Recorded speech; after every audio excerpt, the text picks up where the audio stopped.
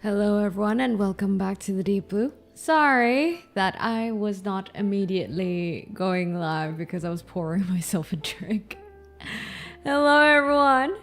Hi and welcome back to the Deep Blue. I am Noira, the sea fox on his son, who serves live talks on the rocks. I don't know why I fumbled there. I am Noira, the sea fox on his son, who serves live talk on the rocks. And yes, today we are going to be yapping and drinking some whiskey. What is going on, guys? And good morning to some of you guys on the flippin' other side of the world. How are you? And did we just get a new titling whilst I was away? I wasn't even back yet. What? Big Leo, thank you for becoming a titling of the Deep Blue. And everyone, can we get a warm welcome to Big Leo, please? A very warm welcome to our newest titling, Big Leo, on YouTube side. Yeah, one of us indeed. The Deep Blue grows. Let me see who's here. By the way, today I am in quite a sort of mellow sort of mood. So maybe we're going to take a chill today and have chill talks. And yes, chill talks also still means like live talks. You know what you know what that is. All right. I see who's first here. I see Kyle as the first and Ike is in the second. Your first to arrive streak is gone, Ikezen, but God, congratulations on being the first. Ikezen is second, Turand is the third, Salty fourth, and I see Jason as the fifth. Thank you, guys. Congratulations on your top 5. And Peter, what is going on? And Schizo, welcome back, and Whapper. And Valgray, I swear, I don't know why your name doesn't come natural to me. I'm gonna try my best, okay? Valgray, there you go. And Big Leo, of course, our newest titling. Ayo, I like cheese. Chaos King, hello, and let's talk about it. Potato Muncher, Clarence, and Calyx, welcome back. And Ninja is here. Good to have you here, Ninja. And who else do we have here? Did I miss anyone? Son of Herb, Ivan, Munero, Sven. I'm looking. Shu, John. Did I miss anyone? Imperial Gamer. There's quite a lot of you guys today. Pal. And no, I think that's everyone. And Kira Kane, welcome back, everyone. Who was it that mentioned that there's so many people streaming right now, so many OGs streaming, you can't decide? Honestly, it just depends on what kind of vibe you prefer right now. I think that's mostly how you decide who to watch, right? Because I do believe that when it comes to entertainment, sometimes you have different moods for different sort of times of the day, or like just different moods for what you want to watch. Like sometimes I want to watch macroeconomics. Sometimes I want to watch like some nerdy geopolitical shit. Sometimes I want to watch VTubers, like GTA RP VTubers. Sometimes I want to watch about film, like today. Today I was in a mood to watch about film. So prior to this, I was actually watching YouTube videos about film, about Cillian Murphy, and also about Newt Scamander, which I will regale you guys in the tales of that very soon after I have my first sip. What kind of whiskey? I don't drink, but I imagine whiskey you are is different from American whiskey. I'm having Japanese whiskey from the brand Nikka. Yeah, it's double-barreled whiskey. Yeah, I like my Japanese whiskey. Ha, that's why you guys should put more on the shrine. Well, your free talk streams are some of your most popular. It's no wonder you have so many titles here today. Yeah, I know some of you guys want to like pop by for free talk streams because maybe you guys aren't so much about watching games or like watching me play Clay Obscure because perhaps you guys don't want to get spoiled before experiencing it for yourself, which makes sense. Makes sense. Because like free talk streams are the more neutral ones, right? And also like the games where it's kind of just sim games, I feel like a lot of people tune into that too. Because that's the thing with games, especially if it's like RPG. Sometimes because it's a linear progression, meaning like if you watch someone else, you get spoiled. It's different when we talk about games, repeatable games like Valorant and stuff like that, of course.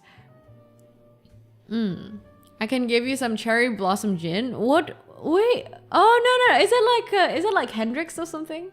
Some of those, like I know I particularly liked Hendrix Elderflower. That wasn't too bad. And I'm not really someone who likes gin, to be fair. Although I do really like Negronis. But I don't really drink gin by itself. My gin and tonic days are over. I drink whiskey nowadays and wine.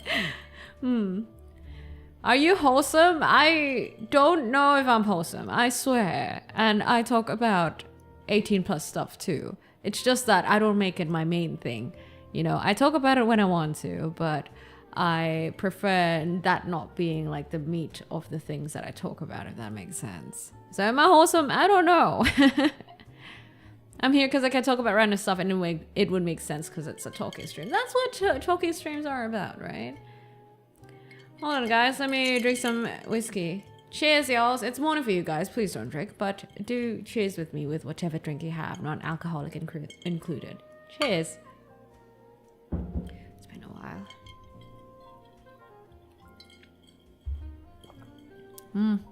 I haven't had whiskey in, 2 weeks? I think. The closest is I had Negroni last week, and that's it. I haven't had whiskey in 2 weeks. I had... not brandy. What's the other word?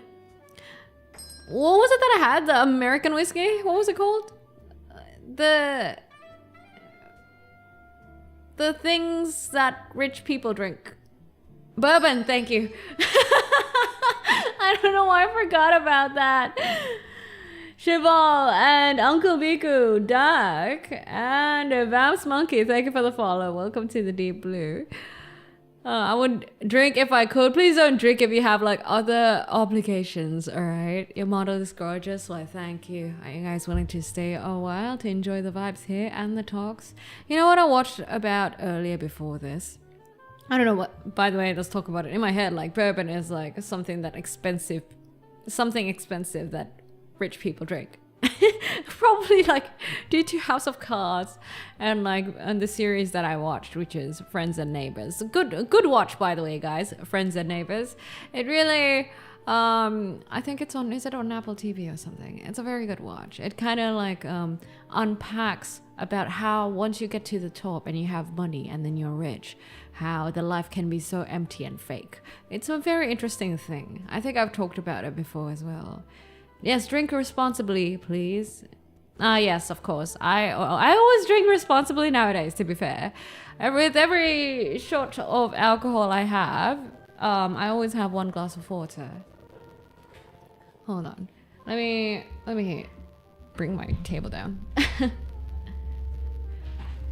Rich people I know tend to lean towards scotch. I wouldn't know. I really just like whiskey. I haven't really explored other options, to be fair. Am I a bit too, hold on, let me fix my positioning real quick. I feel like I'm a bit too... Oh, I know why. Oh, it's because it's zoomed. Okay, hold on. Let me double check. Okay, my position is better now. But yeah, I was just watching videos. I've recently had this this quiet obsession over film. I'm not even a film person, but because I've been planning for my 2.0 debut, I have been trying to get some, learn some stuff from film to be able to create a nice debut video that intrigues people, right? Like how you can build a narrative and how the writing should be. One of them being mostly about how to introduce characters in film and a great way, an elegant way to do it that's memorable, but also not too tacky sort of way. Like, and it includes stuff such as you need to show more than you tell and everything. What kind of film? It's mostly like film video essays, I guess. I really like video essays in general, as long as I can make sense of it, because it's interesting to see, like, to be able to learn about new things from a different sort of perspective. Cryingly, thank you for the follow. Welcome to the Deep Blue. So today, because I did watch some filmography stuff, today I got recommended some film video essays. One of them is Cillian Murphy and how he's like an actor who never really wanted to get famous but got famous anyway, which is very interesting because it's a very nice video essay. Basically, the TLDR, if you guys don't know who Cillian Murphy is, he's the guy in Oppenheimer, the main guy, and he's also Peaky Blinders, Thomas Shelby. Yes, Peaky fucking Blinders. that Peaky Blinders. Yeah, he's very low-key, but so the story is that Cillian Murphy has just always been the type of guy who doesn't really care for the spotlight or fame. When he meets a fan and if the fan wants to take a selfie, he goes, "Oh, sorry, I don't really do photos. I prefer a conversation instead." And he had a nice conversation with the fan instead because he said he liked experiencing things in the moment sort of thing. And I thought that was pretty cool. And another thing is that he's just so focused on his craft, and he's more interested in challenging himself and expressing creativity rather than the spotlight or like getting money and getting big name films. So he has his own principle when it comes to what he wants to do and how he wants to act and in what he wants to act. And he's generally like that, and despite all of it, he still got big. And I thought that was like so fucking cool because absolutely Giga Chad, isn't it? Yes, he's working on the new 28 Years Later as well. Apparently it's with his own film production company or something like that. It's pretty cool, and I don't mean to like, this shouldn't be like a flex thing, but I think when I watch the video, I can kind of relate to a certain extent because, well, or more like I aspire to be like that, Would you prefer to become famous, or would you want to stay as a more underground media person? I think all this depends on your values at the end of the day. For me, for example, I do have a quote-unquote management, right? Like Vin helps me manage Noira with some stuff, and like sometimes he puts out ideas and like some suggestions and everything like that. I do turn down a lot of them, mostly because I think when it comes to the Deep Blue, I have my own certain vision to what I want, the vibe that I want, the visuals, and also the things I want to talk about. It's just that I kind of have trouble figuring out the right way to execute / implement it, or I guess figuring out the right way to communicate it throughout these years. I just realized today that I've debuted since 2022. This is like the second time I've realized this because I keep on forgetting that I've been in VTubing for quite a while. I've been VTubing since 2022. It's so crazy, like mid 2022. And anyway, yeah, I have a certain vision and a certain feel and vibe that I want, and the things that I talk about. And I think one of the most important things to me is creative expression and being able to put that out. So because of that, I do end up turning down a lot of ideas and opportunities sometimes too. But it makes me happy. It really does. So yeah, watching that video, I don't know, it was kind of nice. I think to a certain extent it was kind of validating, because it means that, hey, even if you're kind of in your own personal creative pursuit of what you want, you may still make it, sort of thing. It doesn't always work, I reckon, because it's very idealistic, right? And of course, I think to a certain point there's got to be like some sort of what's the word I'm looking for? You kind of have to compromise certain things. I think the wisdom is figuring out what to compromise and what not to compromise in achieving your creative expression, right? Because I've told you guys this before, I do handle some creative branding clients in Zico, like meaning some VTubers come to us to figure out branding and content direction. And man, we're only like what, fucking 20 minutes into the talks and we're already talking about this. Sorry guys. It's just a really nice topic. Thank you, Jason, for the hydrate. I want to drink some whiskey.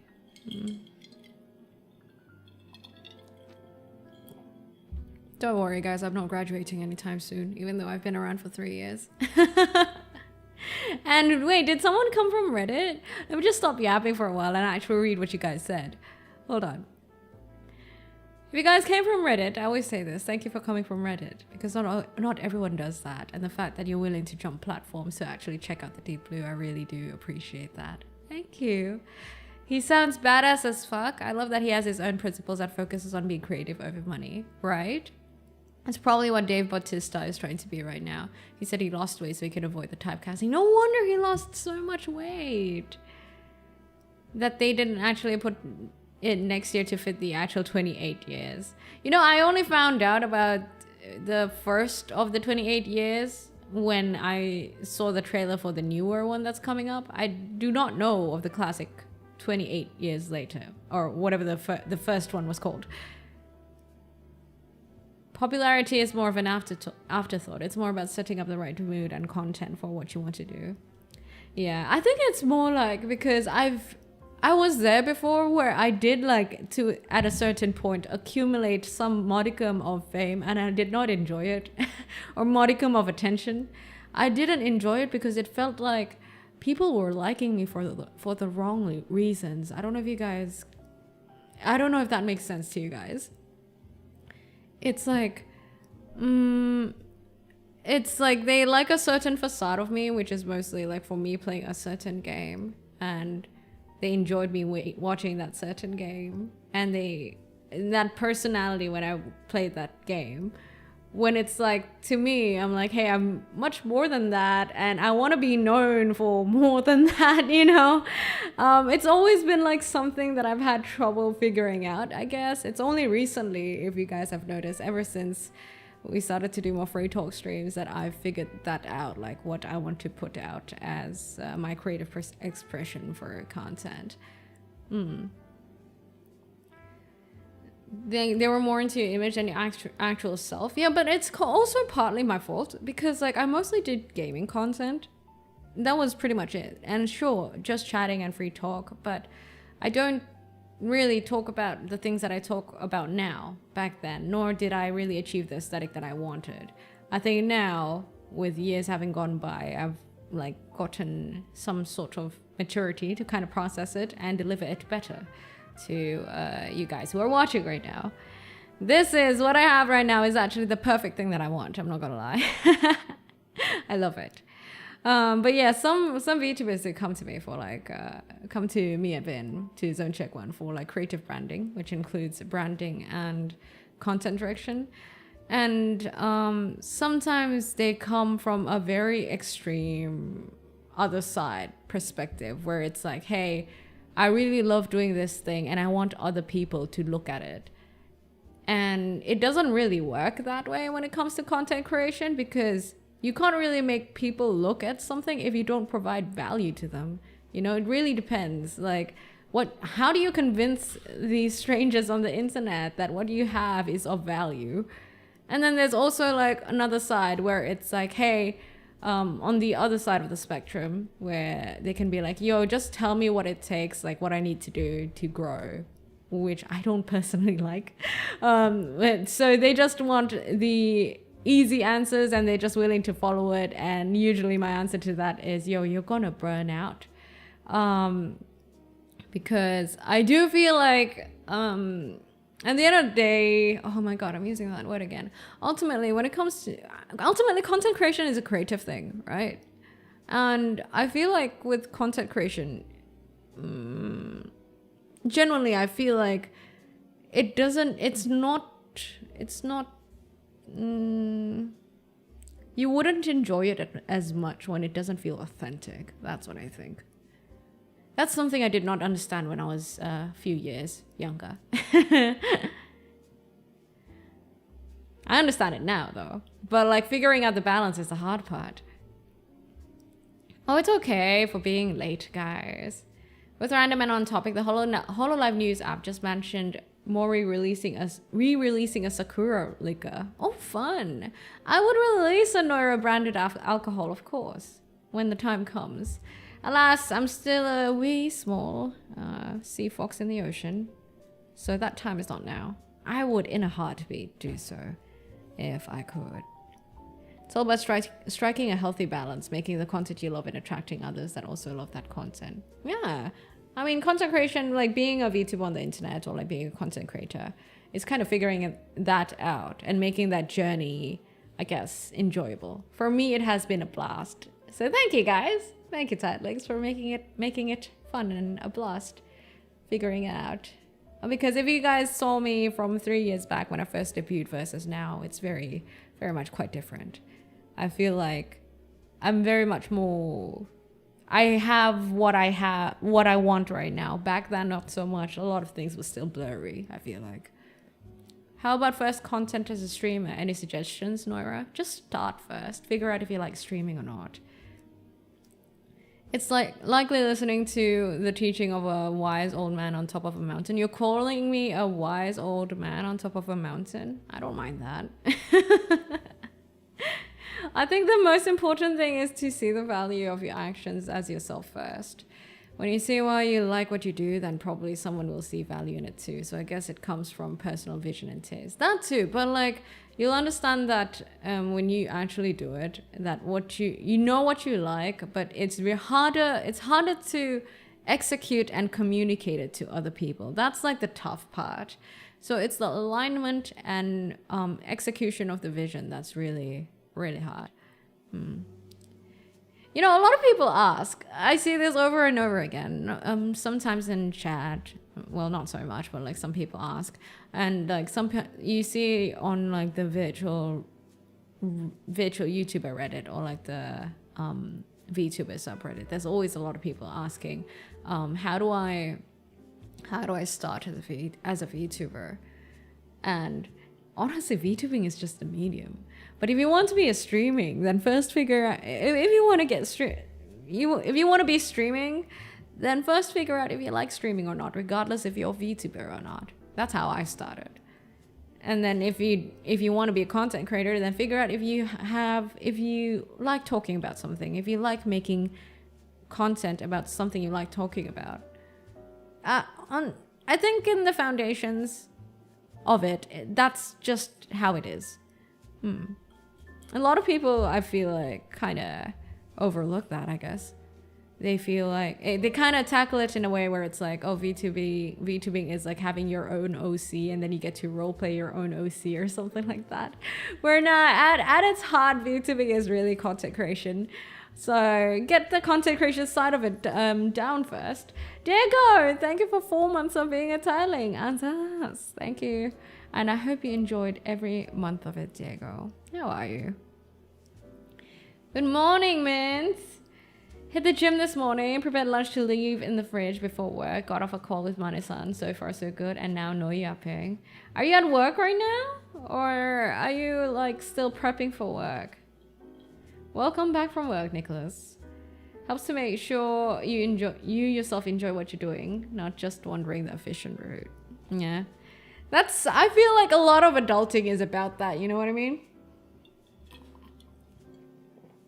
A lot of adulting is starting from a certain point and then learning the wisdom to kind of figure out and navigate it. Like, okay, let's say that you graduate from university and then you have this ideal place you want to work at, and you have this idea of, oh, this is the work culture and the work colleagues that I want. And then it's like slowly settling into reality and navigating that. And then you start making compromises here and there sometimes, but sometimes you hit gold. I think that's a lot about, that's basically a lot of what growing up is about and adulting is about. It's dispelling ideals in a way, I guess, or like learning to navigate through it in reality. Fully remote work started this week. Nice. How's your new work so far? Like, how's the workload? How's the type of work that you do, Ghost of Mint? Defense convention will start at 11th. Wish me luck. Not only I'll enjoy the convention, I'll also get plenty of business opportunities. Good luck, Farhan. Hope you enjoy yourself for that. I started making content back in 2018. Enjoyed it a lot, but had to stop after a year as IRL stuff got in the way at the time. Glad to be back in the groove again. Yeah, and thank you for making so much content for the Deep Blue too. Really do appreciate it. Every single tiling appreciates it. But yeah, which brings us to the other topic, right? If you find contentment in some of your hobbies, be sure to not make it the main source of income. That's so important. I think I recently saw a pretty big VTuber, I can't remember who, but she said something similar. Yeah, she said something similar. And she was like, I'm so glad that I have a full-time job now. Like, that VTubing isn't my sole source of income. I can feel my creativity and excitement coming back to me. And I'm like, yeah, that's how it is with content creation. I feel like with content creation, it's particularly even harder because it's much less stable. You know, it's not like you sell something. I mean, you sell your brand, but you get what I mean? It's more of like you're banking on people's kindness and generosity versus actually having a reliable product. So, ditching a full-time stable job for content creation, I feel like has more risks compared to mayhaps a hobby that involves creating a product. When the hobby becomes a job, it can get awkward. It can. Especially when like you're having trouble trying to pay the bills. The compromises won't be pretty. I feel like this year I'm approaching my dreams. That's good to hear, Calyx. That's so true. It feels so draining when you depend on it for money. Not relying on it opens up so much more creative opportunities. Yeah, that's true. You have more wiggle room, I guess, in a way, for whatever creativity you want to try. My ideal goal in life is to have boring but stable companies that bring me in money, and I do content creation for fun. How close are you to that sort of ideal life? I think adult life is different for everyone depending on what situation they're currently in. But I think for most people, it's sadly just repeatable survival. Work-home cycle is basically all adult life for many people. I hope more people will focus on financial independency, as I believe it's the only way out of this cycle. You know, I have actually met some people who are totally fine with that cycle, in which, sure, I feel like it's not something I'd like, but if they're happy with it, that means we have no rights to judge. I mean, I'm not here to be everyone's mom and be like, hey, live your life differently. Nah, I'm not gonna do that. But yeah, I wouldn't do that personally. I don't think I could ever just work, go home, and not do much and then go to sleep and then do the same thing over and over again without striving for something creative, for example, on the side. But I really don't judge. I've learned more like to not judge people who choose to do so, because one, sometimes they have no choice, or two, sometimes even when they have a choice, they prefer not to.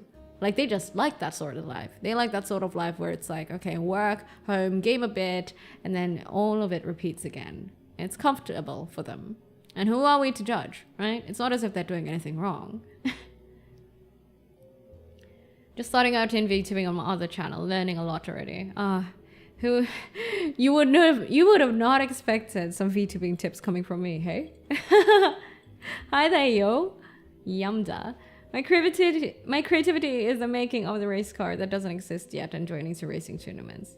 It's my life though. I mean, you already do that, right? That's good. I mean, if you're engaging in your creative expression already and that's what you enjoy, that's good. That's good.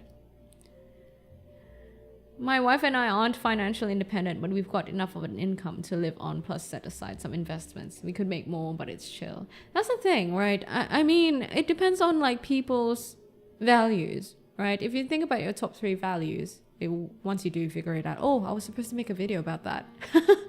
I just realized. We'll see if I can make it tomorrow. But yeah, when you figure out your top 3 values, sometimes for some people, creative expression is not in their top 3. Sometimes on that top 3, there might be other things such as stability, and then maybe familial relationships for second, and maybe third, I don't know, comfort, luxury. So obviously someone who doesn't have creative expression on their top 3 values wouldn't find value in creative expression as much as someone who does. So really, there's no judgment. It's just a matter of values and preference. Hi there, Crimsians. Kind of funny how this conversation is coincidental. I'm currently choosing a degree to study. I want to go for my passion in arts, but afraid it would be hard for me to find a job, let alone a stable one. I would say, from my personal suggestion, is I'm just gonna say that it's better to enjoy hobbies without it be your main source of income, or with that be not becoming your job. So take that into consideration. It's also technically more realistic. Sure, some lucky few might be able to make their hobbies their main job and make a good income from it, and then get quite a good stability from it and not lose their love for it. Sure, but what are the chances? So I think that you should, when it comes to getting a degree, I think it's something that's reliable. Ideally, I feel like get something that's technical, like something that you need to be mentored and studied, something that you need to study hard for, with other people mentoring you, versus something that you can learn on your own. This is the advice that I give to anyone who's trying to get into tertiary studies, by the way. For example, if you go into medical, law, programming, right? These things are much easier learned via a structured program and people looking over you versus by yourself. You get what I mean? Tertiary education, or like educational systems, are there with structure and everything to help people learn. So one way you can look at it is that then use it to its best strengths, which is structured learning. So get a degree that actually requires structured learning. For example, if you take marketing honestly is something that you can learn with experience or like online. You don't technically need to read many pages of it. You get what I mean? That's my opinion about it. What's tertiary education? Tertiary education is university or college. I think college, yeah, university or college. So TLDR, when it comes to choosing a degree, I say go with something that actually can benefit from structured learning versus something that you can learn along the way, maybe via online courses or like via just real life experiences. Yeah. So yeah, maybe consider that. I did not have a. I wish I was told that when I took a university. But hey, now I'm teaching you guys. You have an extensive education background. What do you think about what I said earlier? What's your opinion on it? I'm taking a bachelor's in nursing right now. Was gonna go into CS, but I realized it was not for me. Only reason I picked nursing was because I could save lives. That's nice. Nursing is very much needed, in it. I got mine in photography. It was kind of a mistake, but meh. I mean...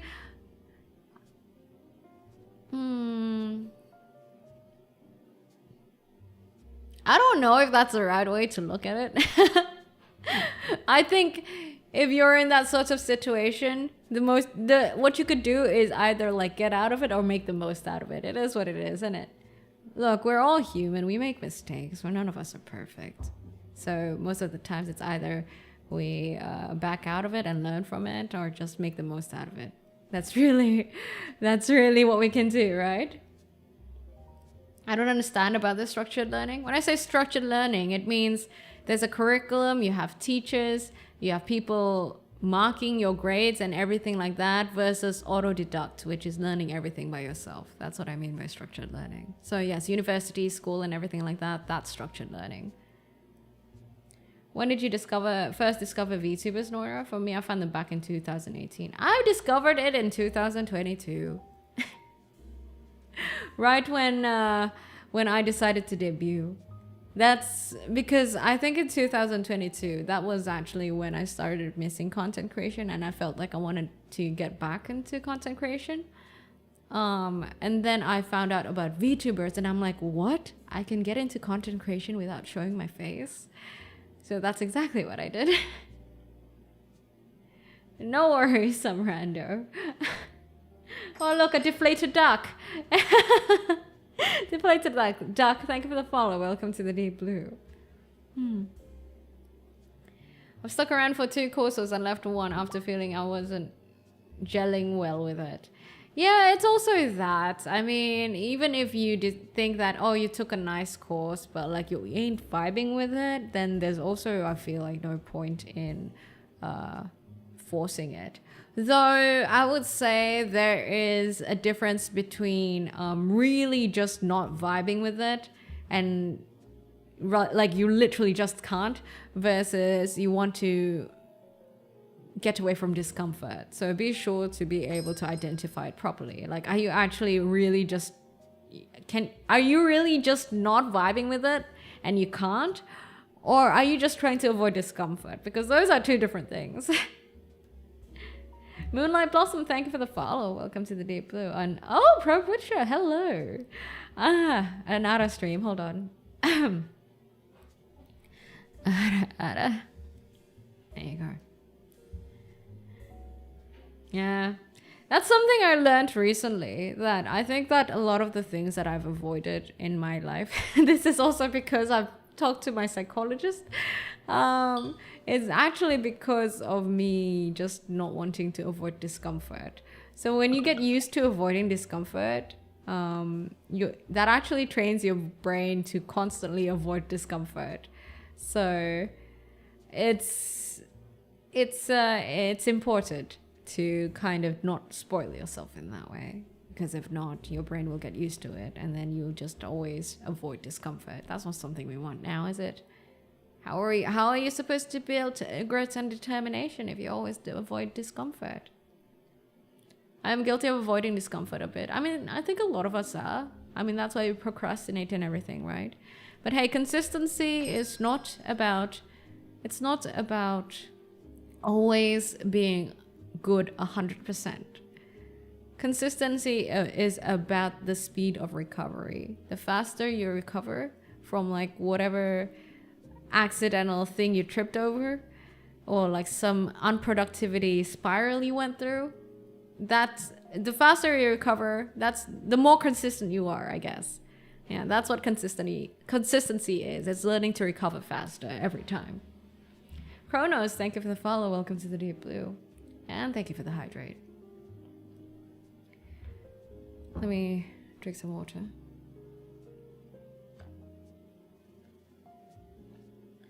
avoiding discomfort is very instinctual and very difficult to break. It takes a lot of time and effort. To be fair, it's within the very human it's within our very human nature to avoid discomfort. So yes, it does take some conscious, very conscious effort, but there is some merit to it, definitely. But yeah, I mean, that's why there are so many productivity gurus out there and shit, right? It's because avoiding discomfort is a natural human thing to do. But I do think that there's a tendency for us to indulge in it too much. Like, there's a certain healthy balance that needs to be struck. And often, you know, for some of us, every once in a while, we kind of go over it. And that's when we need to correct course, right? It happens to the best of us. What if the discomfort never built grit and determination, but only ever built despair? What do you mean? Because what doesn't build grit is you build grit when you're able to learn how to recuperate from or manage avoiding discomfort, aka you manage your you manage internally so that you can feel okay enough to tackle the discomfort. That's what it is. That's managing procrastination, by the way. So the people who don't procrastinate as often, they just manage their feelings when they want to avoid discomfort better. I made a whole video about this, a whole video essay. It's so easy nowadays to avoid things since you can order groceries online, shop online, meet with friends online. Oh, that is true. In our current, modern society of hyper-convenience, we get to avoid a lot of things, like calling, right? Calling people. I realize, like, nowadays, a lot of people are scared of calling people. Delve Love, thank you for the follow. Welcome to the Deep Blue. Something is what is the quote? Something past discomfort lies greatness, something like that. Oh, I don't know that quote. I don't know that quote, unfortunately.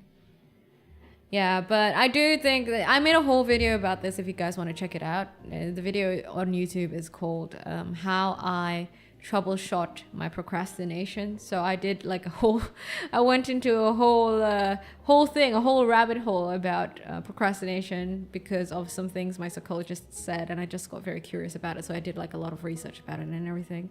So it was interesting. It was very enlightening. Don't tap into my fear. I spend all day dreading talking to people on the phone as part of my job. Yeah, I mean, I feel ya. But everyone, I think I used to feel that a lot too. But it has normalized for me now. I'm not really...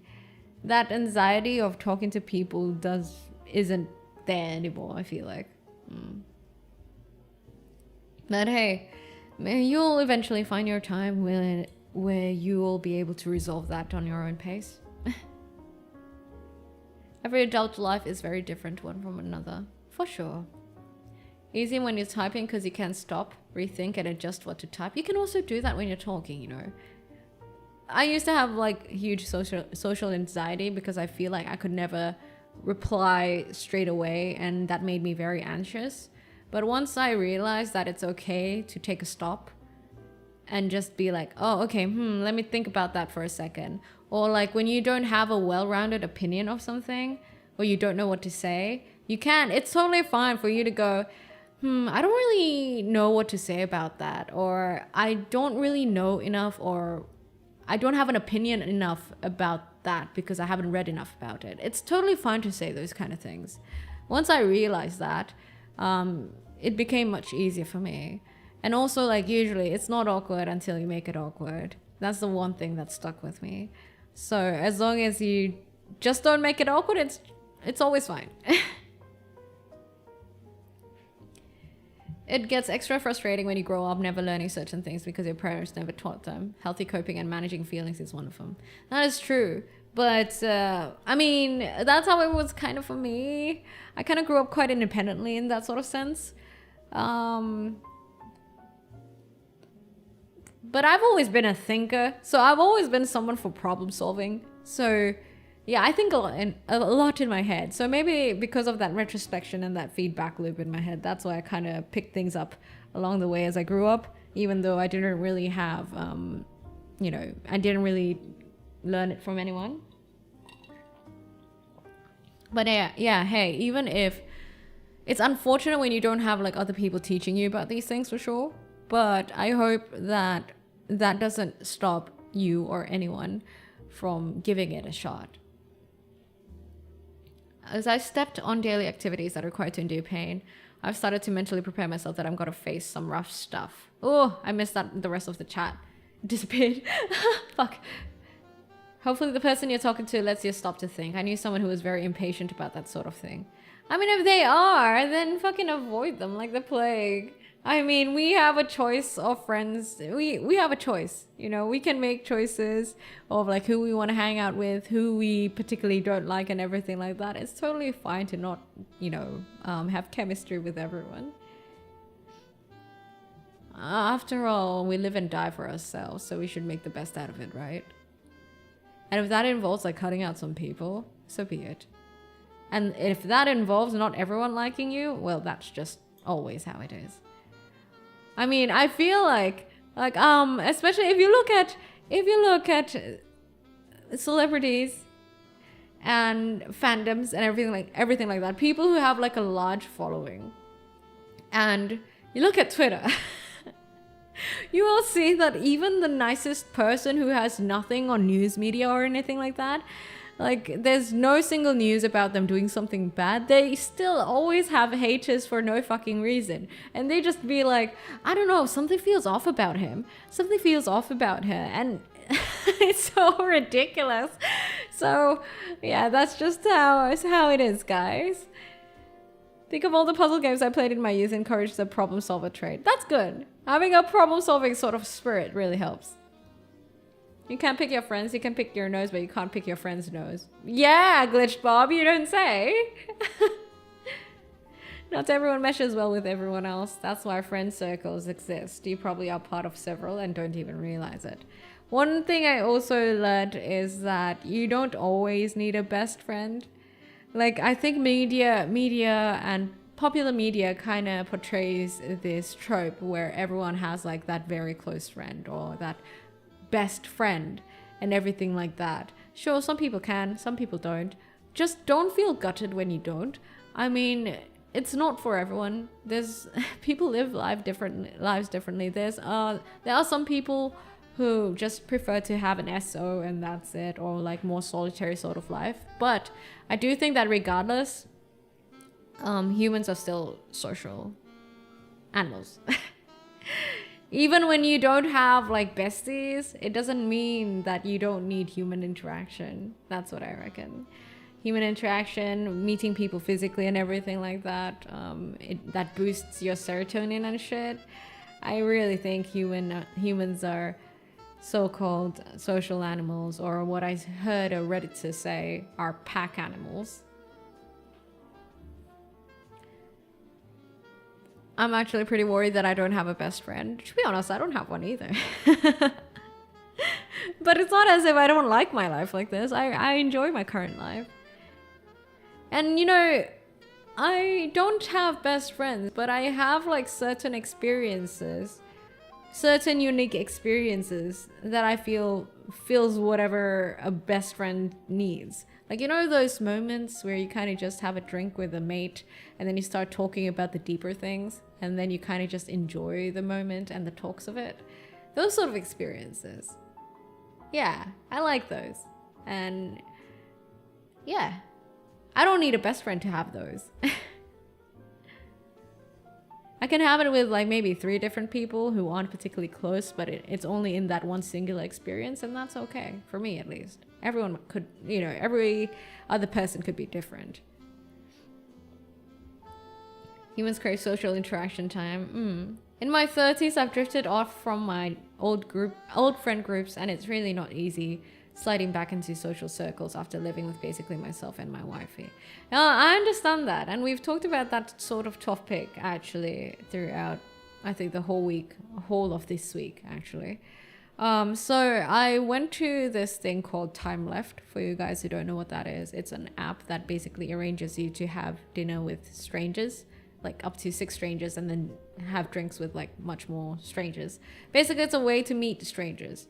Nowadays, in our current modern society, it is definitely harder to meet strangers or find reasons to talk to strangers because we are losing third spaces. One, like you know how we used to be able to rent movies, and then sometimes we would accidentally meet people, have like serendipity. I can't say that word. Serendipitous, whatever, meetings with other people or strangers, and then you might end up becoming friends and everything like that and have a genuine interaction. Or like blockbusters, when you go to vinyl stores and then you ask someone, hey, do you have music recommendations and everything like that. I'm not even going to try to say that word anymore. You had more reasons to talk to strangers back then, before the loss of third places and before the era of hyperconvenience. You get what I mean?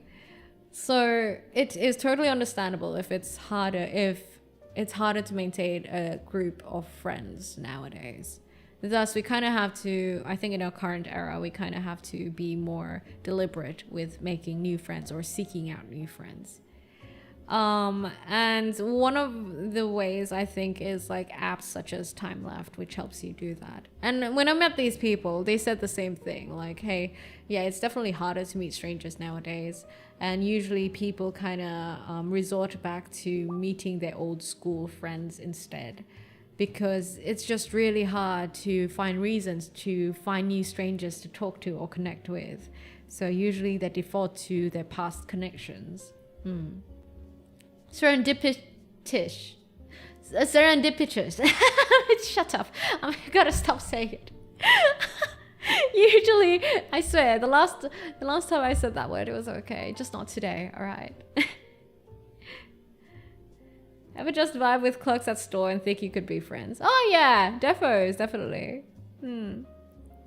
I think something that is a thing is that some people already have a close-knit circle of friends and aren't into making more. Yeah, I noticed that some people are like that, and if that makes them happy, sure, right?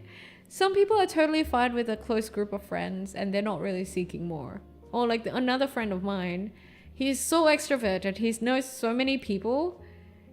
Like, he told me, bro, I went to fucking Tokyo and like I accidentally met an old friend. Like, I'm so done. Like, too many people know me. I feel like I was too extroverted. He's like the popular guy who's like kind of funny and everyone knows him, sort of shit.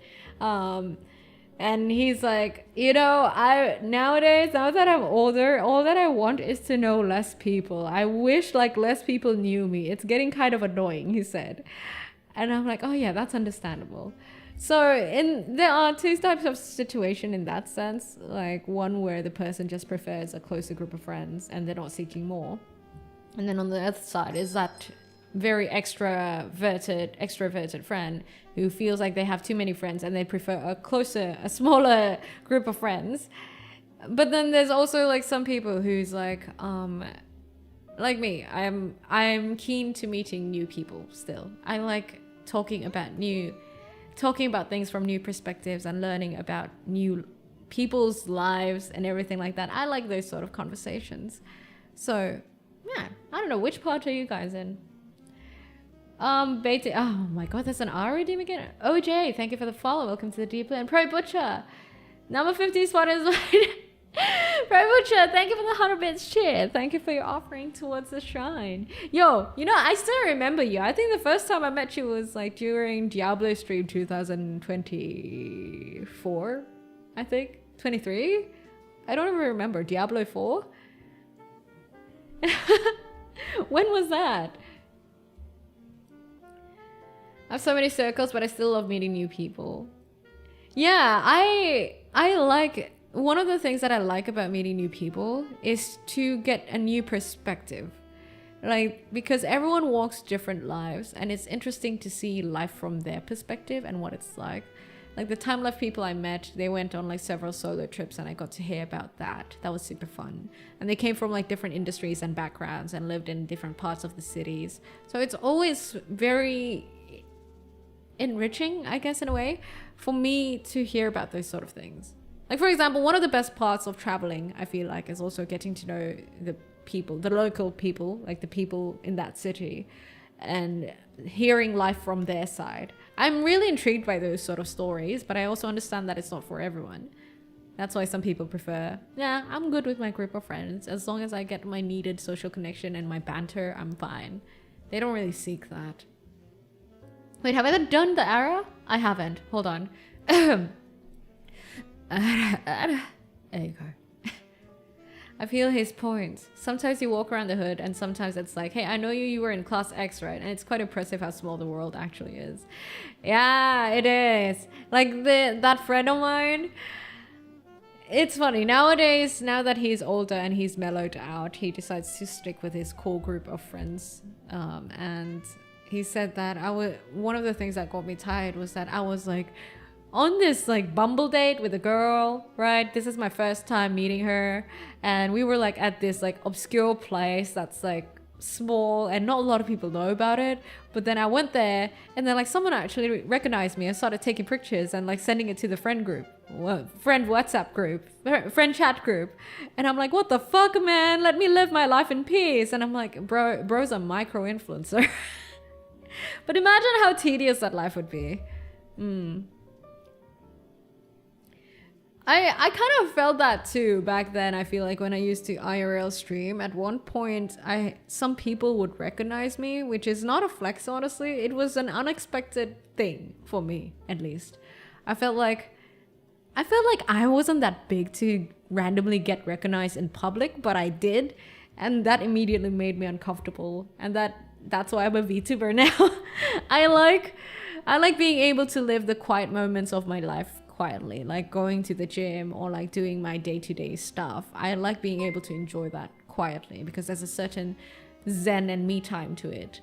And the fact that somewhere along the way you're about to go to the gym or you're about to do your chores, your groceries, and then like someone recognizes you, that's kind of annoying. Fahan, thank you for the 5 memberships gifted on YouTube side. Thank you for your offering towards the shrine.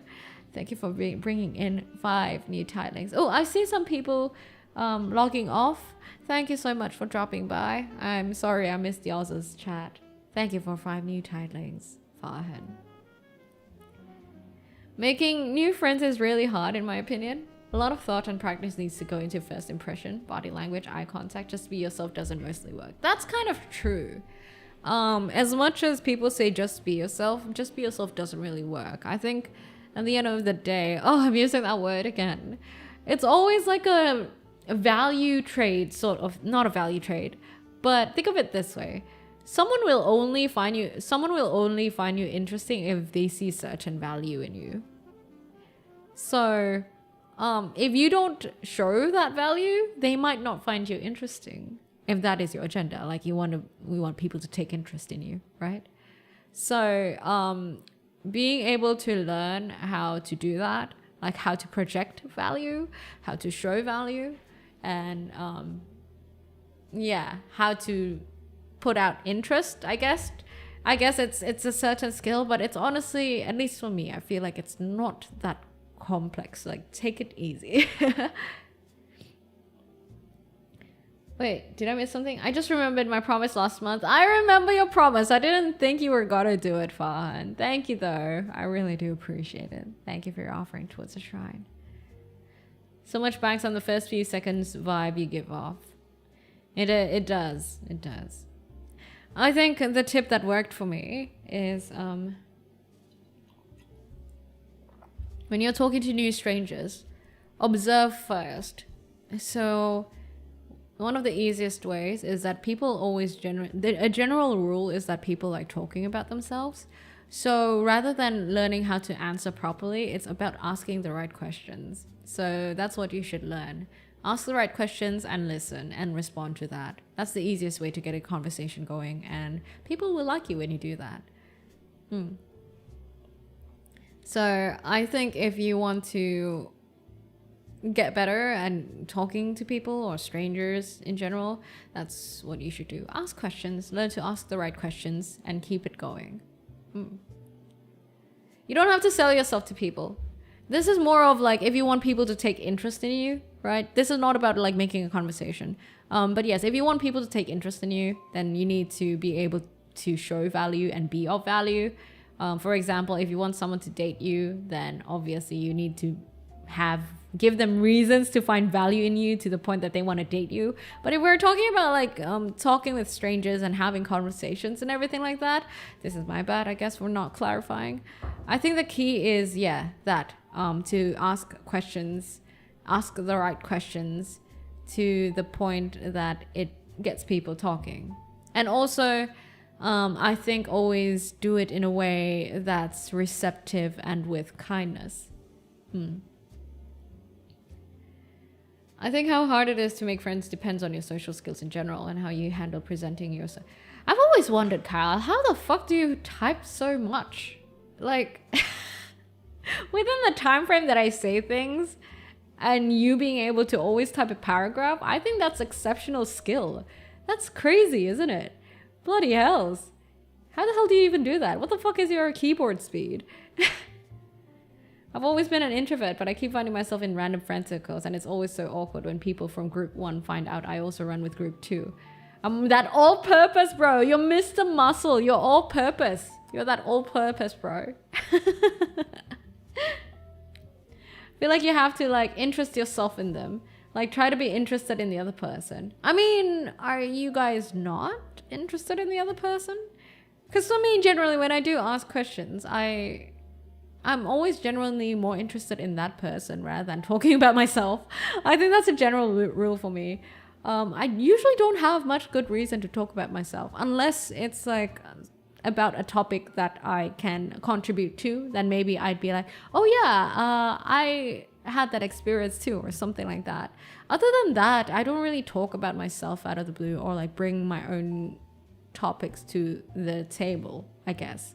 Unless I guess there's awkward silence or something. So you say like go to the gym. What kind of workout do you do? Aerobic or anaerobic? I also wonder what kind of diet do you recommend? Well, is that like a conversation topic? I mean, it depends on the kind of person. Like maybe you could see like, you know, they have this charm on their bag and you'd be like, oh, do you listen to this group? Or like, hey, what you been up to? Where were you before this? Where were you prior to this?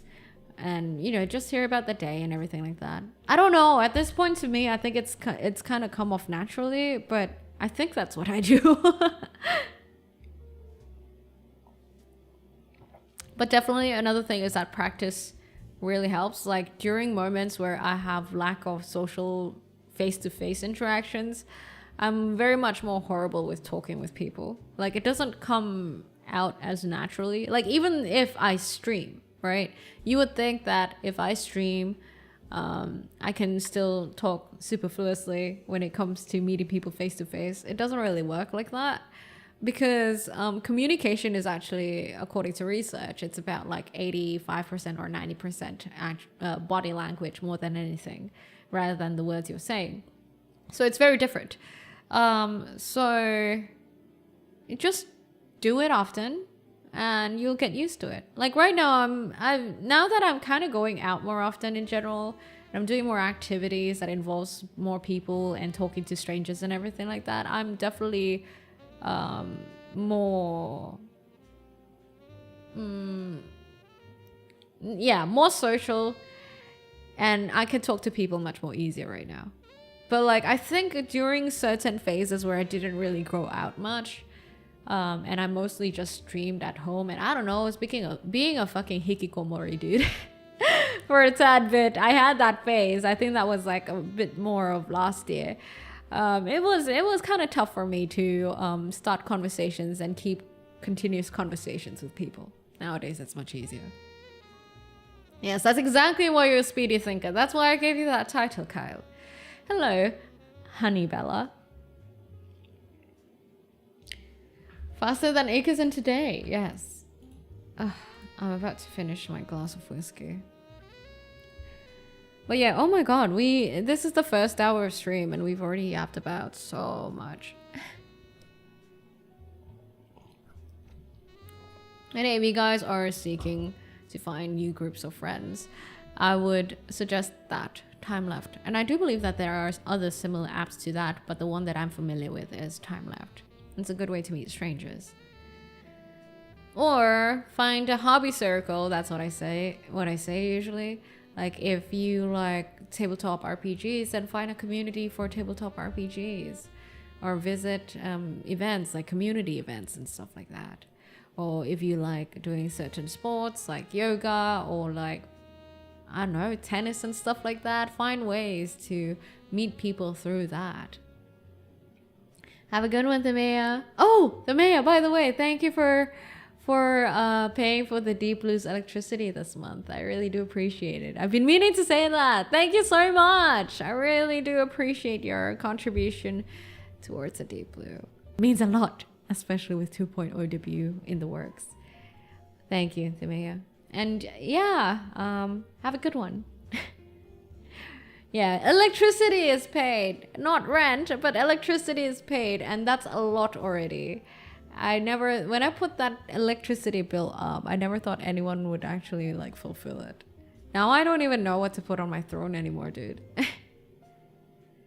Not even that good in blind typing. There are people who can write like 300 symbols per minute and they're fucking... 300 symbols per minute is fucking crazy. What the fuck?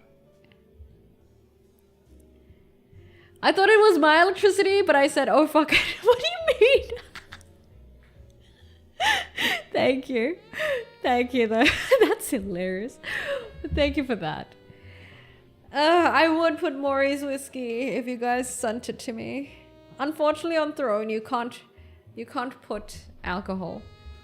Dude, I have nothing on my throne anymore. Aw, have a good one, the mayor. Have a good one. I don't know what to put on my throne. I'm really not someone who needs a lot of things, man. I'm quite low maintenance, not gonna lie. What? 50? Oh, chat is gonna be full of those 50 membership gifts. What the fuck? Oh, hi Pumpkin Unicorn. Sly Maverick, thank you for the 50 gifted on YouTube side. Oh my god. Well, you guys will have to deal with that. Thank you. Thank you so much for your offering towards the shrine and your generosity towards the Deep Blue. Thank you for paying for my 2.0 expenses. Thank you, Sly. Thank you for being so kind to us at the Deep Blue and all the other titlings. 50 new titlings for the Deep Blue. Imagine that. Thank you. How are you, Pumpkin? Oh yeah, next month's electricity bill, I don't know. This month's electricity bill just got paid, so like I feel kind of weird for putting next month's electricity bill. Seriously, like I don't know how people know what to put on their throne. I really have no idea. I don't really buy new things in general. Like the things that I put on throne are usually like books, but I haven't even finished like the last book that was bought on throne. And I've already bought the gear that I need, the lighting gear. Oh my god, I forgot to turn on my lighting. What the fuck? Sorry. I was like, I knew I forgot something, and it was that I forgot to turn on my lighting. Imagine that. Yeah. I don't know. What do you see on other VTubers' thrones, guys? What do you see? That's a lot of titlings, guys. 50 fucking titlings. The Deep Blue is full of titlings. Clothing? I've put clothing before, I think, but mostly they were party dresses because I had a lot of weddings and parties to attend at one phase of life. But like then I took it out because I'm like, is that weird for me to request clothing? Luxuries? I'm not really one for luxuries because, you know, when you think about like buying things that you don't really need, an understated thing that isn't mentioned much is that you gotta think about storage. Like, I don't know how people keep on buying new things and not care about storage. Streaming gear, funding for projects, clothing, snacks. I'll think about it. But for now, you know, instead you guys can join my Discord if you haven't already. I'm happy with you guys joining Discord already, dude. So yeah, discord.gg/Noira if you want to join in the other titlings. And if you like this vibe, you like the vibes on Discord too, because it's the same thing. It's thoughtful talks and wholesome stuff with the other titlings, and gaming sessions too even. I can't put whiskey. If I could, I would put whiskey, dude.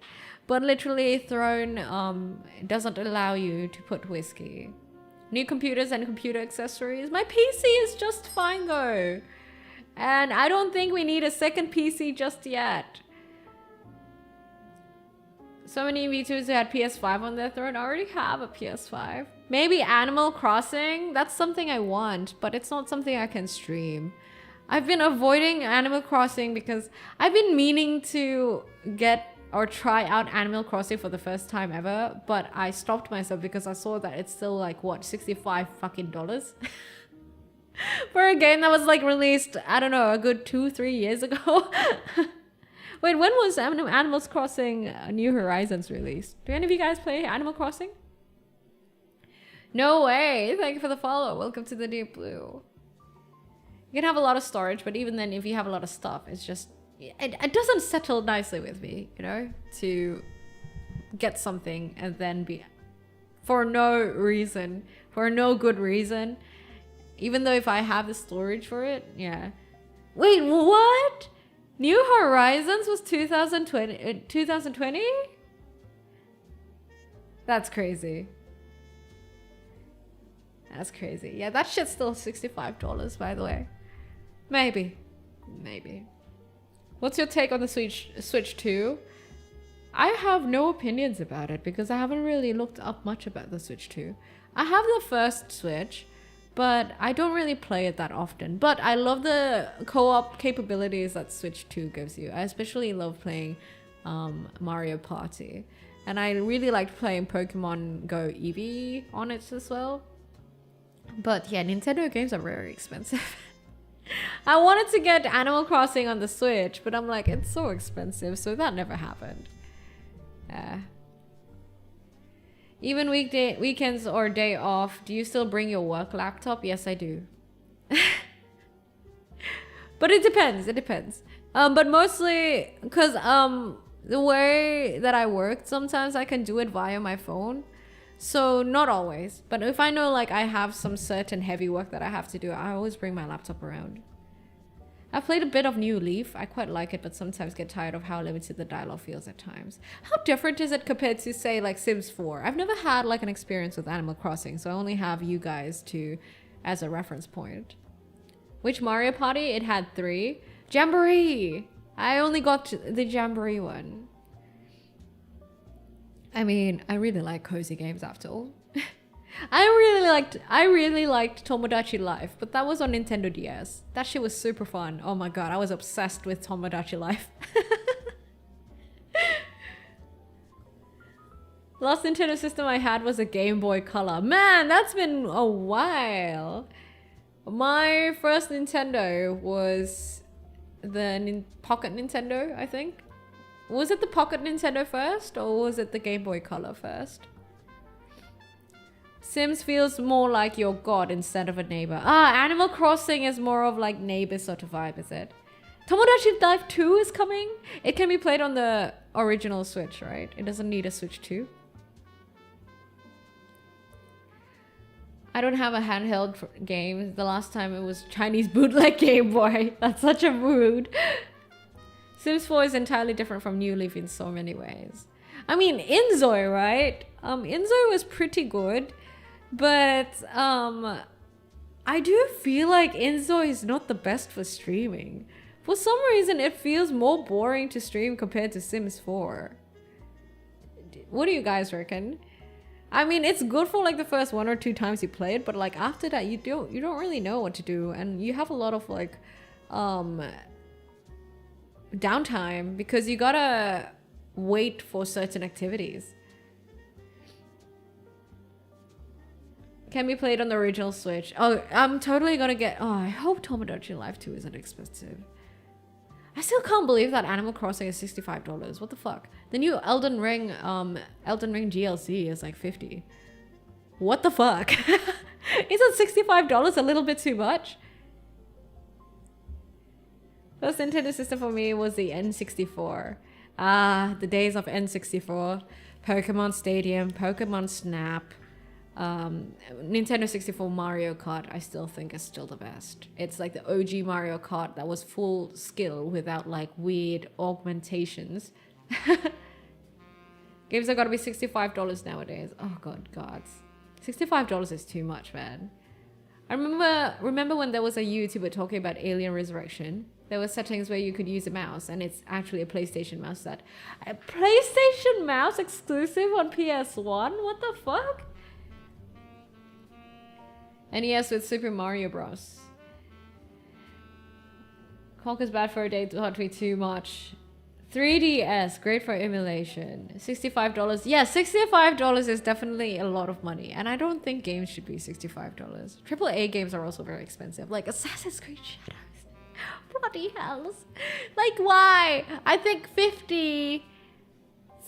Oh, you know what else was expensive? What's that game? The game that was like pretty much $90. What was it called? Do you guys know what I'm talking about? It was kind of Skyrim-ish, but Japanese, I think. It was like $90, dude. I think that's a crazy price for games. I wanted to get it, but it was so expensive. Assassin's Creed Shadows was also very expensive.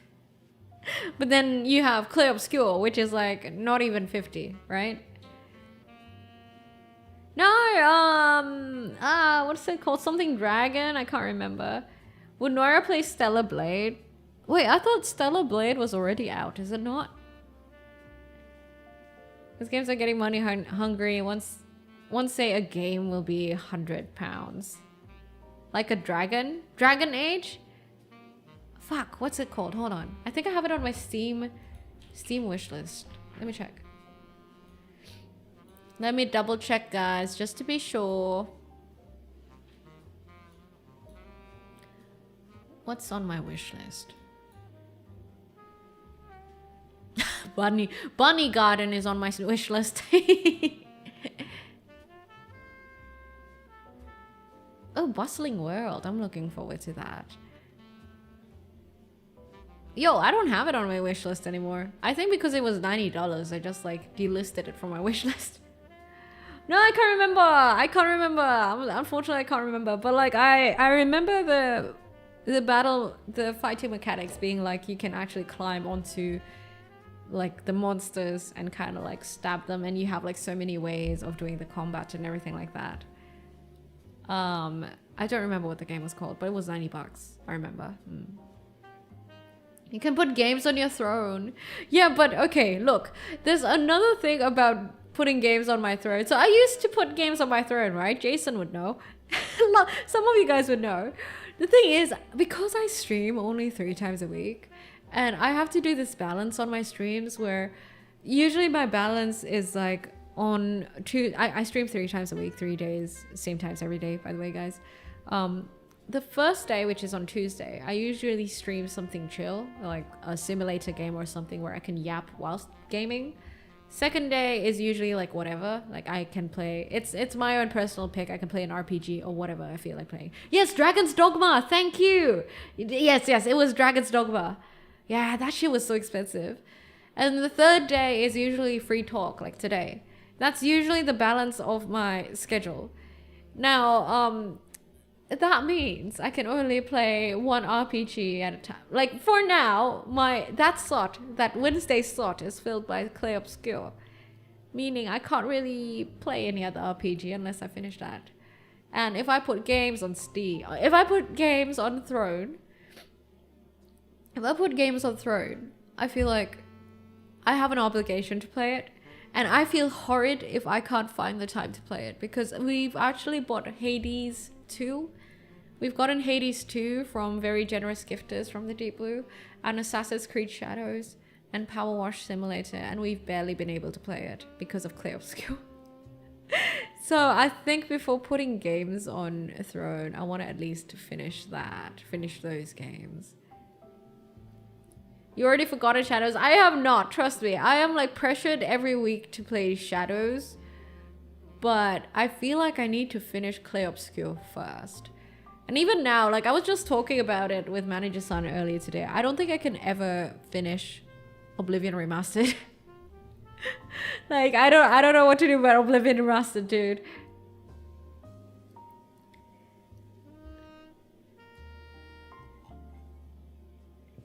No, I will not play horror games. Don't propose me to play games like Silent Hill or something. No, funny thing is that despite not liking horror games, I do enjoy watching people play horror games. My favorite horror game guy to watch is Hollow on YouTube. Do any of you guys know him? Have you ever watched Rick and Morty? No, I have not. Fortunately enough, this looks like a Fatal Frame. Oh yeah, I have seen the trailer though. It does look like Fatal Frame. Will you play? What's Dredge? Aikisen, stop being a Cult of the Lamb NPC. Yeah, I really like watching Hollow. And recently I watched him play Boba Tea Shop. That shit's quite good, man. That shit's good. And I also watched him play this thing where you're basically in a pool with a hammerhead shark. It's really fun watching people play, but I would never fucking touch that with a fucking 1 foot pole ever. Like no pole at all. Like I never touch it. Such games. Stinky. Wow, I'm not even gonna fully pronounce that name. Thank you for the follow. Welcome to the Deep Blue. And also Bewville and Haluchi. Thank you for the subscribe on YouTube side. Dredge is a cozy story-driven fishing game. 100 out of 10. Dredge is a fishing game while surviving eldritch horrors. Ooh, what?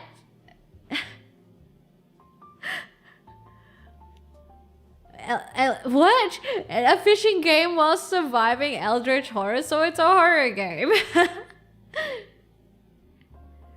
There's some great indie games out there. Schedule 1 shows you don't need to pay 80. Schedule 1! I've heard about Schedule 1. Should I... That's actually something I want to play. How much is it? Sorry, I'm having sniffles right now. What's Dispatch? Hold on, I want to see Schedule 1 because a lot of you guys have been like talking about it. And I think some people, some VTuber friends have been playing it too. How the fuck do I get to the store? Hello? Richard. Schedule 1.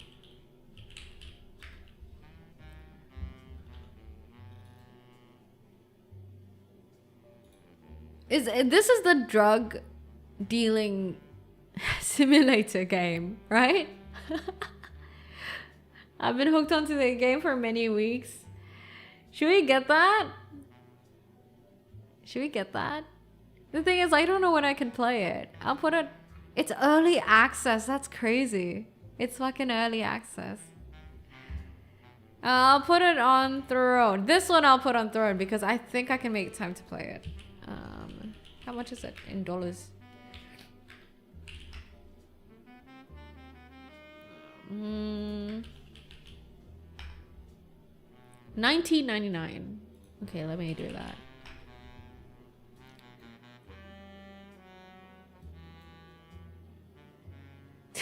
Chill, you guys don't actually... Chill. This is going to be the one thing I have on my throne, dude. You gotta chill, man. If you guys... I literally... Man, if this is gone again, what else should I put on my throne? Click the button above. What the fuck? Why is it... Huh? Oh, here. Oh, that was my stream link. Hold on. Will Noira play a game, do mixing cocktails and upgrade your bar? There's like this game I want to play, but it's 3D. Like it needs a VR. And... Do I... Okay. It's VR and I think it lets you become a bartender. Where you mix drinks in VR. That shit's super fun. what's it called? Project. It was on my wish list. Let me check it. I can't remember. Project Mix. Oh yeah, nah. I've bought Valhalla. I just don't know when I can play it. I bought Valhalla, and I've been actually thinking about playing Coffee Talk again. The thing is, I don't know if you guys like it, because Coffee Talk is a lot of talking on my side, like me reading a lot of things. Do you guys like that? Because as from my observations, it seems like you guys like it more when I yap versus read. An RD? Why are there so many RDs today? Good gods. God damn it. Oh, and also the thing with Coffee Talk is that for some reason I get copyrighted on YouTube for its music, which is quite annoying to deal with. So that's one of the reasons I have been avoiding Coffee Talk, but I do like the game. I want to try Valhalla. Subsisters call escapism and daydreams. Yes, we sell escapism and daydreams here. Noira reading ASMR. Coffee Talk has more talking than coffee. I mean, mostly on my side, because I end up having to read the dialogues and everything, right? Because there's no voice acting. How about Supermarket Simulator? Yeah, I do play Supermarket Simulator. It's been a while though. Honestly, my days have been full with... Oh, I'm playing... What did you guys think of the game I played this week? Which was Alchemist Shop Simulator. Did you guys like that? I'm playing Pub Life Simulator next week. And then I'm hoping to get back to Supermarket Simulator because it's been a while. We haven't played the TCG Shop Simulator for a bit either. So many sim games I want to get back into. They're so fun. They're really fun to play, like after work. Bartender the right mix. Let me check that. What's bartender the right mix? X Limina, thank you for the follow. Welcome to the Deep Blue. A bartender the right mix. Oh, I can't see it. I can't seem to find it on Steam. There's Bartender Hustle, A Night with a Bartender, which I think is... That looks kind of hentai, dude. Yeah, where is that bartender game available at? Thank you for the hydrate. Does it have pub grub? Scotch eggs? Well, we'll have to find out on Tuesday. That Celebrate is kind of expensive. That's like, what, 60 bucks? It's a Flash game? Damn, you bringing it back to the Flash game times? I like playing relaxing games, then I end up restarting, trying to min-max the game, and it becomes stressful. I really like relaxing games too. I really like being able to talk whilst playing something. Like Cafe Mart Simulator was pretty fun as well. Which is where you have a mart and then you have a cafe, and what you do is you serve pastries and make coffee for like customers, and then I can yap all day playing that game. It's a very nice zen chill moment. I stayed up until like 5 a.m. and it's now 8 a.m. and I don't know if I can do it. Oh my god, please sleep, Sheena. Don't stay up for me. Come on, VODs are around. I'm always around. I'm omnipresent like that. I'm a god after all. Benevolent one at that. Play Coffee Talk and you talk more than drink coffee. Coffee Talk is such a great game. Will Noira play GTA 6 when it releases? I don't know. Mayhaps. I don't know. Do you guys want to watch me play GTA 6? We gotta pray that I finish Clay Obscure before GTA 6 comes out first. It's like real people hours. I gotta be a person. Look, at least have a nap, Sheena. A 20-30 minute nap helps. At least do that. And look, even if you have a 30-minute nap, once you come back, I'll still be around. Tavern Talk, right. Tavern Talk is also a good game, but I feel like with Tavern Talk, it gets so busy that I can't talk. Oh, no, wait, no, that was Tavern Manager Simulator. That's a different thing. Tavern Talk is the one that's like Coffee Talk. Yeah, that one's okay. I've played it once. I haven't played it again. When you swim around in the ocean, how do you keep the bandages? What is this question? That's for me to know and you maybe to never find out. We'll see. I haven't figured out that side of the lore yet. Who would have thought that someone would be asking me such questions, dude? Bloody hells. Look, I'm just a sea fox who tends to a bar, okay? Why the fuck do you want to know how I swim? What lore? Oh, I have lore, guys. Barely any. I mean, for you guys, you know how some VTubers have like massive lore? I don't. I started off with zero lore. My lore was basically just like, yeah, I'm a sea fox who has like this bar at evenings, you know, in the afternoon, like a makeshift bar. And that's it. And, you know, I'm older than everyone. That's basically the 3 pillars of my lore. But then eventually more titles started coming in, and then something started to happen, like these cult allegations, for example, and some people thinking that I'm a god because I'm so old and, you know, I provide infinite wisdom and that I'm always right, you know, those sort of things. And then suddenly one day a shrine appeared. Yeah, that's my lore now. It slowly became something, but it started from nothing, truly. Because I was of the position where, you know, I feel like VTubing is very much the content rather than the lore. I started out thinking that nobody would care about my fucking lore. Who the fuck is gonna read that? But then, you know, things changed. And your lore revolves around the fans. Yeah, I mean, titlings technically made the lore. I just put it out there. I read two.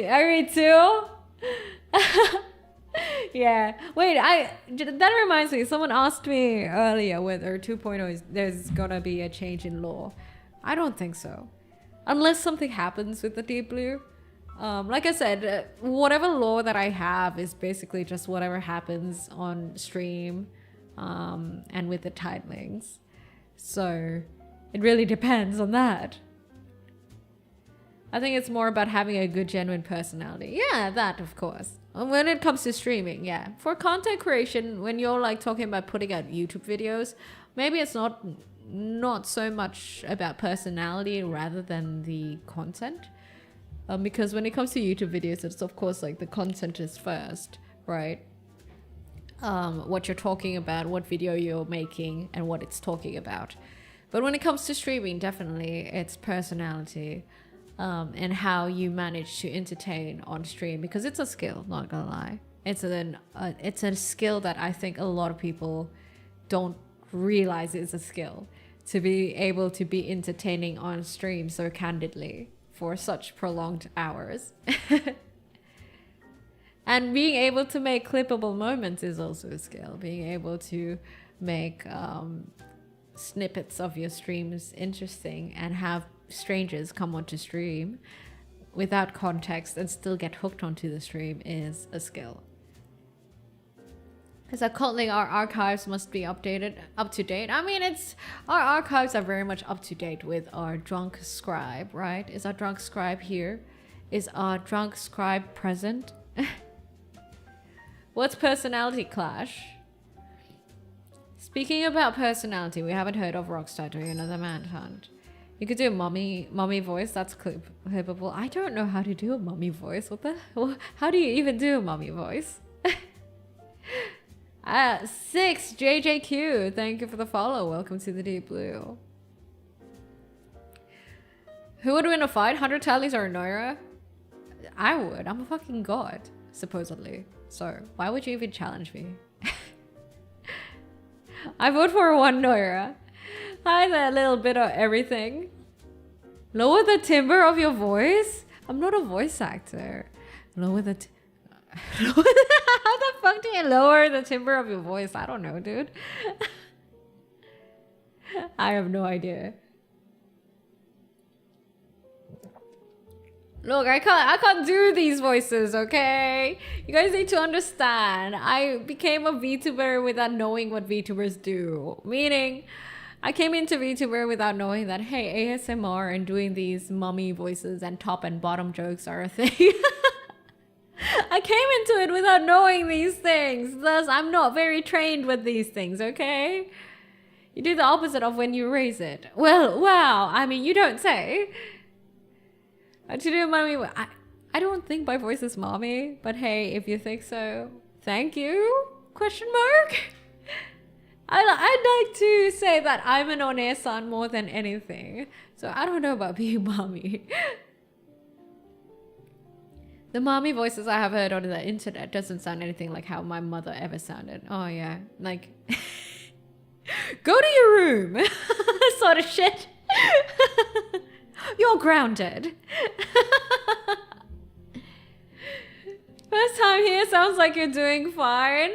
Well, this is just my normal voice, but thank you. Thank you. To be fair though, I feel like my voice register changes depending on the day and time. So sometimes when you come over to stream, you might hear me with a different register of voice for some reason, because that's just how it is. Sometimes voices can sound different. But yeah, I think today specifically you've caught me, and yesterday you guys have been catching me with a lower register voice, which I'm not sure why, to be honest. Tries Ikazen cook me dinner? No, make me cheesecake, Ikazen. Fuck off.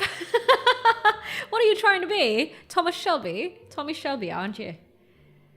Joke's on you, I'm already in my room. Okay, what does an auntie voice sound like? What does that sound like?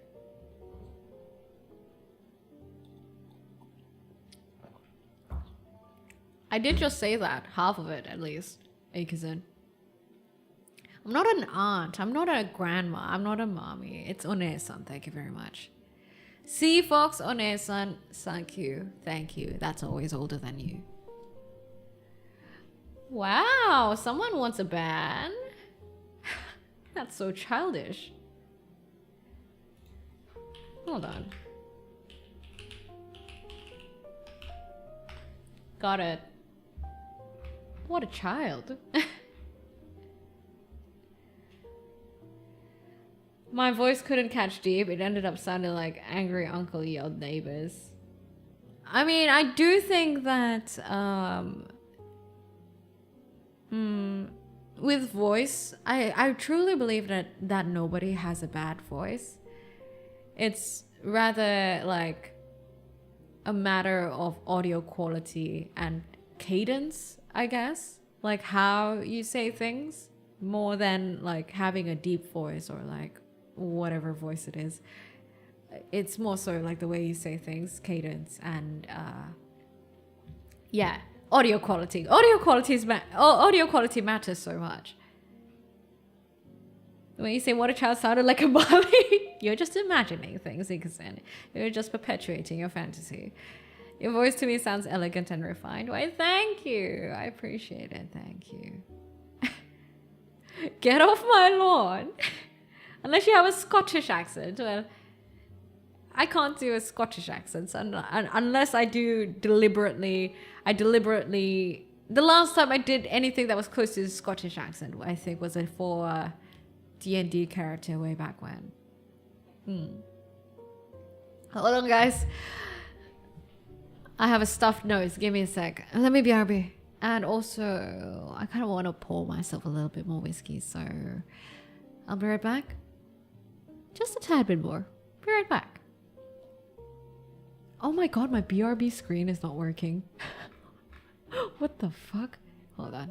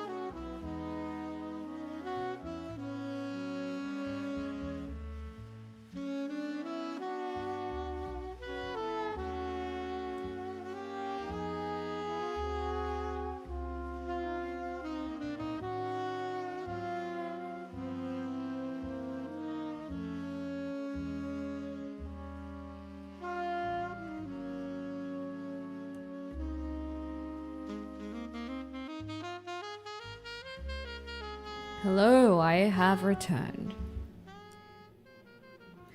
Your sea fox has returned. With another shot of whiskey. Go to sleep, Sheena. Go to your room, go to your bed and sleep. Make sure to like the stream as it helps us. Oh, Sly, you are so generous. You know what I noticed? And you know what everyone keeps on telling me, by the way? Everyone keeps on telling me that my community is crazy. That I have one of the most generous community and the kindest community that that they have ever seen. And oh my god, I can't be more proud of you guys. Yaza's titlings are the best. Especially on Discord. Like when people see my Discord, when people see the Deep Blue Discord, they're like, your Discord is crazy, your community is mad. They're really cool, they say. So thank you guys for being a cool bunch. I honestly don't understand this fascination with mommy voices. I've never heard an actual mom ever sounding alluring and such. I mean, well, yeah, you're right. I don't think I have either. Are? Eh? What was that? What was that notification? Are? Hardcover. Thank you. It's got to be 69, huh? Thank you for the 69 bits cheer. Thank you. Hardcover. Sing a lullaby? What lullaby? With your community, you should be proud of yourself. No, I just supported the community. And I just had to ban a few people here and there. But other than that, I tried my best, but I really don't think I did much. If anything, you guys are becoming the backbone of the Deep Blue. Look, when I debut 2.0, listen, I'm gonna leave you guys with a mission, okay? This is a little bit early, I guess, telling it now because debut is still a while away, but here's a little mission I'm gonna leave for you guys. When I'm gonna start promoting for my 2.0 debut, I'm gonna direct people to the Deep Blue Discord. I'm gonna direct everyone there, meaning there's gonna be a lot of new people. May I trust you guys to keep a very welcoming and warm vibe for all these new people who mayhaps become a titling? Can you guys do that?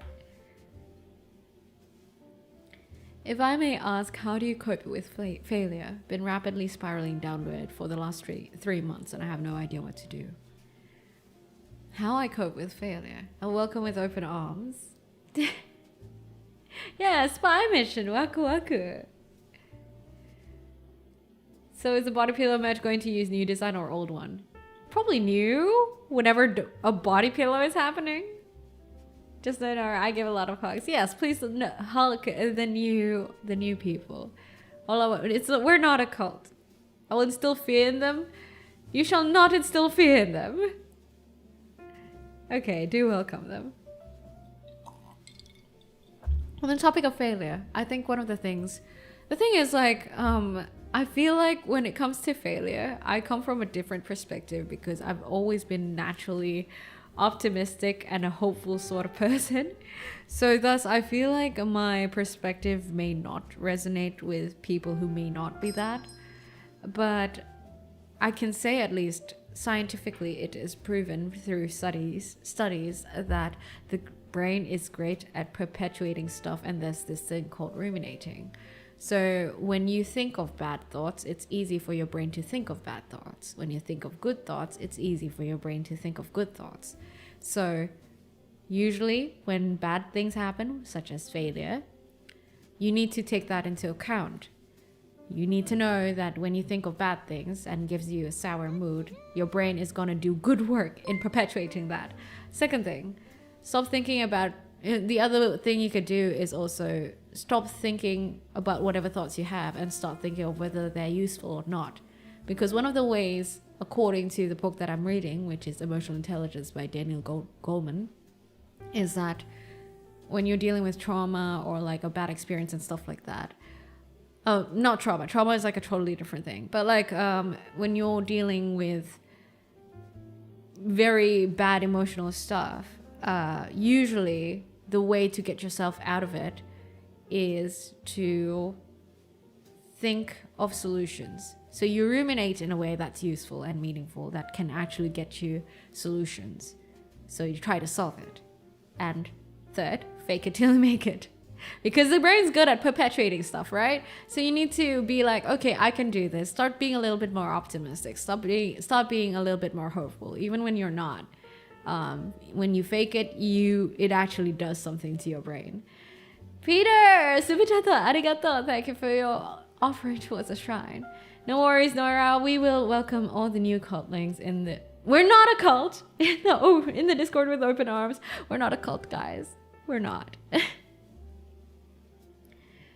But yeah, that's, I think, the 3 tips that I can give that are at least scientifically based. So I would say these are not my personal opinions, rather they're based on studies. And yeah, for you guys, just a reminder for you guys who are not part of the Discord yet, do join in. We have a dedicated space for thoughtful talks, like we do have the talks here.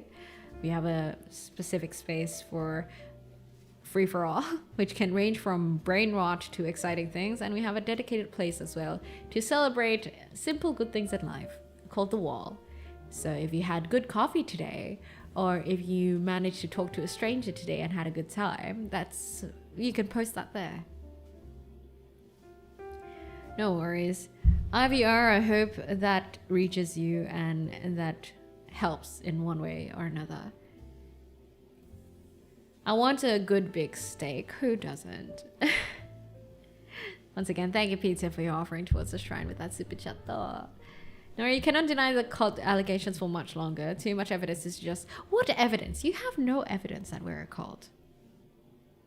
Also, I noticed the other day I came across another VTuber and her community was literally named cultists, and I got like such whiplash from it. I'm like, you named your community cultists? That's so crazy.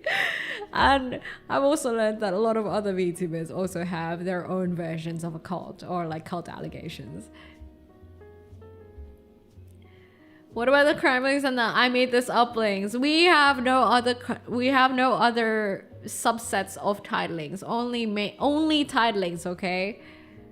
I have not officiated any different variants of titlings yet. But yeah, IVR, I do hope that things work out and, things get better. Actually, titlings, can we give some good wishes for IVR who's going through some shit right now? Give some nice words to him, eh? Just be like, good luck, mate, or like, I hope you eventually get out of it, some positive vibes, hey? Titlings, cultlings, wavelings, sealings. No, only titlings, that's the only one. This too shall pass. Yeah, that's a good one. See, everyone's so wholesome. I love it when the titlings get together and do such things.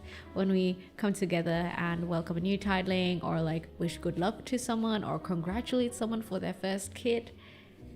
I think that's where titlings truly shine and come together, hey?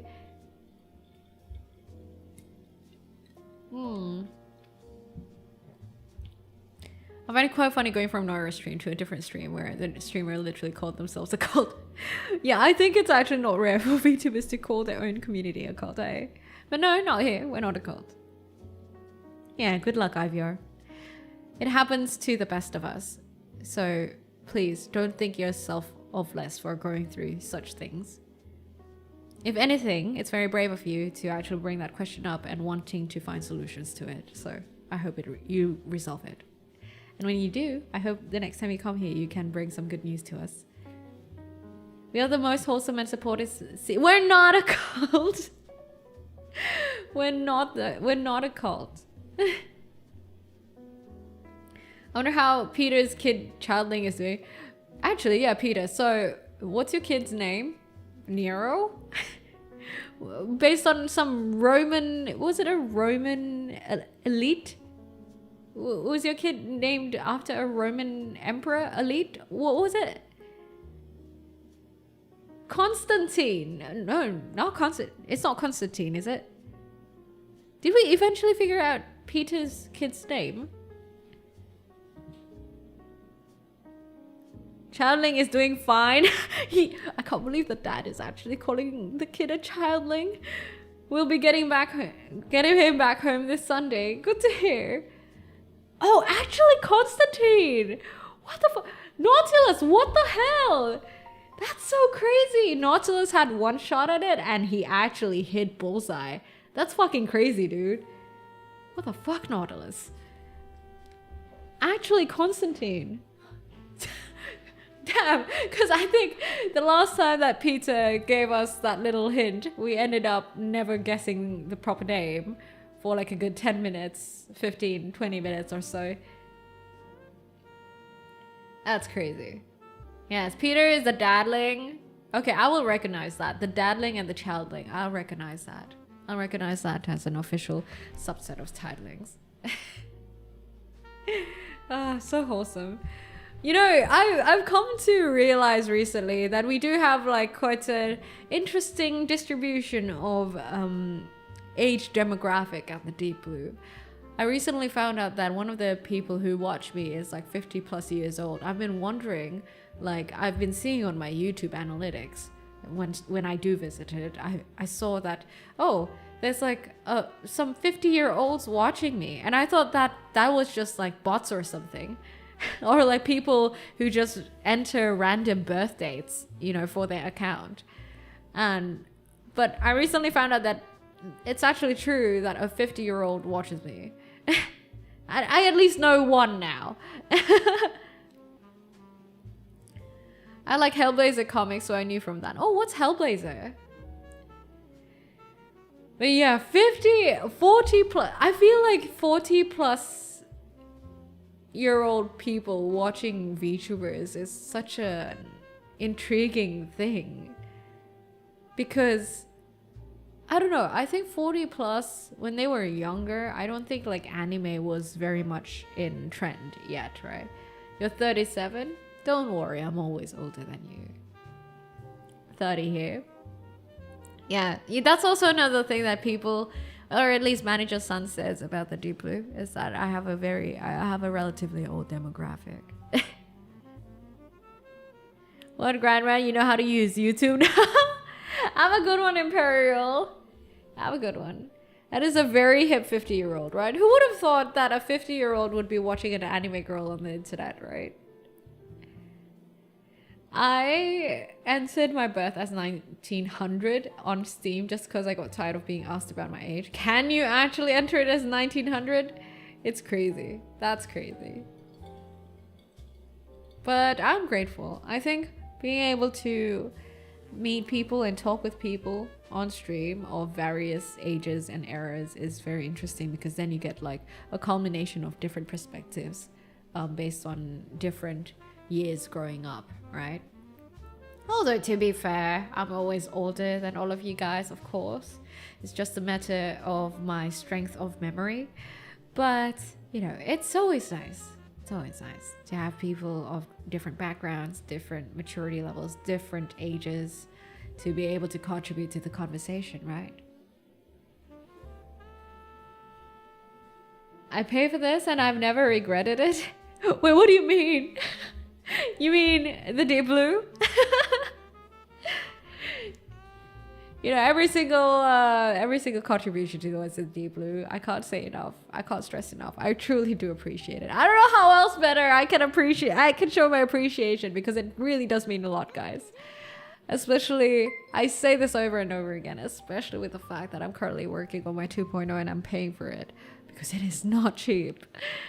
Peter, sumichato arigato. Thank you for offering to us a shrine. Never fear, our lovely, beautiful, and sexy and classy Onehag Sama is always older and always classier than us. It's One-san! It's One-san! Not hag. No accusations. God damn it. How did we get a stray accusation in here? You're one of the comfiest VTuber, I give you that. Old people tend to prefer that. Mayhaps. Well, I'm glad. I'm glad that the vibes that I'm going for and the aesthetics that I'm going for can actually reach you guys and you guys enjoy it.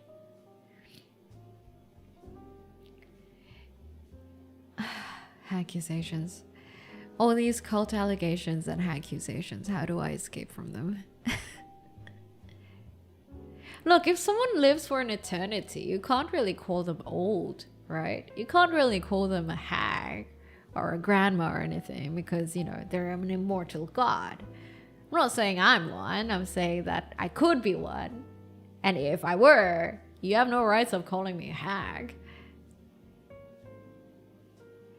You can't? What do you mean you can? No, immortality doesn't work that way. What the hell? You don't be calling like pretty elven ladies a hag.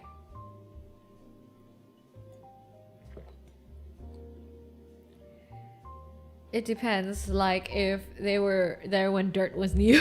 When dirt was new. You'd have some pretty impressive skin cream if so. Well, that's for me to know. And you to never find out. Either if I were or not a god, though most likely a god or supposedly a god, who knows? You guys will never know. Are we dipping into lore again? I don't know, are we? You call them mature and wise. Yes. Yes, exactly. Mature and wise. Man, if you guys call me with this model a hag, imagine what you'd call me with my 2.0. God damn. My 2.0 looks mature. I feel like my current model looks quite young, don't you guys think?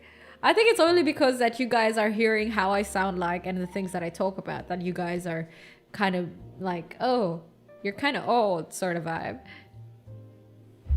Noira is an eldritch being, sure. You just haven't seen my tentacles. We'd call you Gilf. With this model, with the 2.0, a Gilf? That's crazy. Like dun da dun.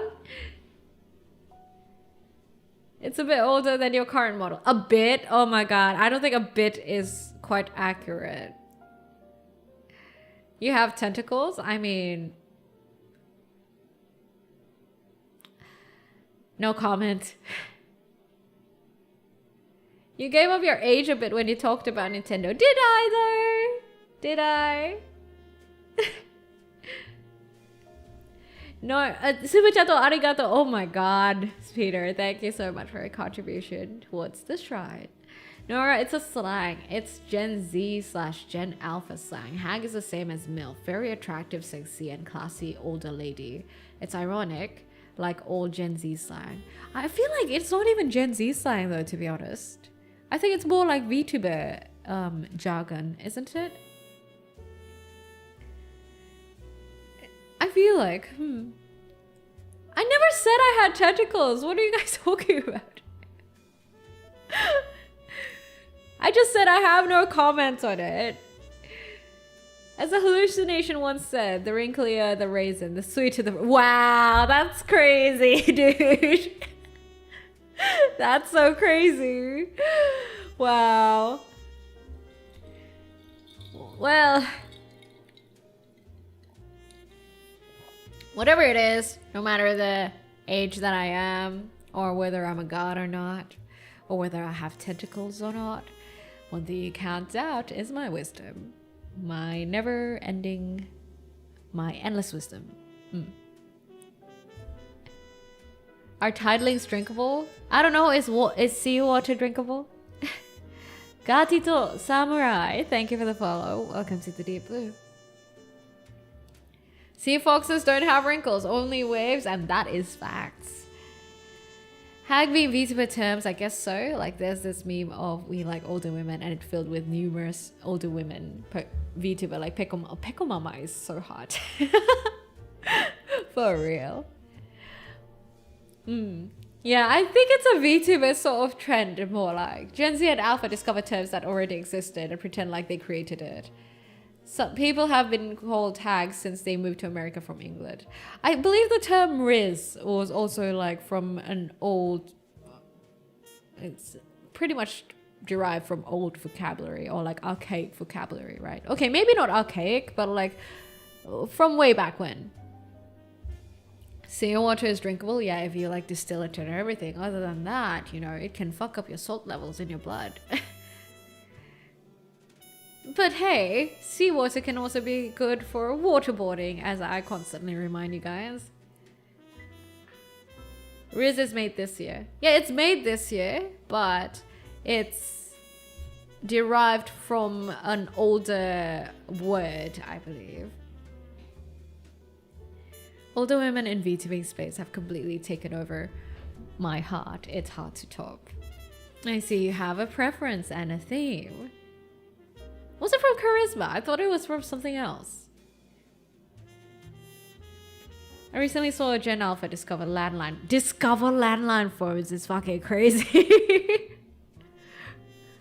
Ikuzen and his weird kinks. Look at that. He wants to waterboard himself. I don't know if that's safe to do, mate. The bar theme stream. I like it. Yes, Sierra. Over here. For our free talk streams, I usually have themes going on. Depending on the mood, I change it into, well, different sort of settings.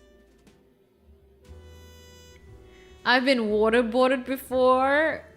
What? How and why? Was it for sexy purposes or was it like just torture?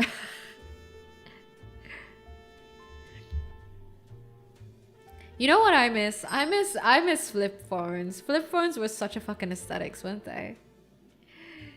Devika Volt, thank you for the follow. Welcome to the Deep Blue. And thank you for the lurk. Oh my god, I'm not even gonna read that Chaucerian. Yeah. Ikuzen and his weird kinks. Is it back? What? Yeah, Ikuzen does have weird kinks. If you go into Ikuzen lore, he has so much kinks. Like from... I'm not even gonna mention it because it's disgusting. If I buy a flip phone, can I get your number? No. No. Behave. Maybe if you give me a freshly baked cheesecake, I might consider. But I'm not saying yes. You watch me on a flip phone? Wait, which sort of flip phone? I miss those days. Like, I remember back then, I think my brother went on like this trip to Japan and he brought me back a Japanese flip phone. And it looks so pretty. It had like this pearl white sort of color. And apparently he told me that this was like crazy tech back then. He told me that, yeah, apparently for the front of it, you can actually use it to tap on the MRTs for public commute and everything like that. And I'm like, that's so crazy. What the fuck?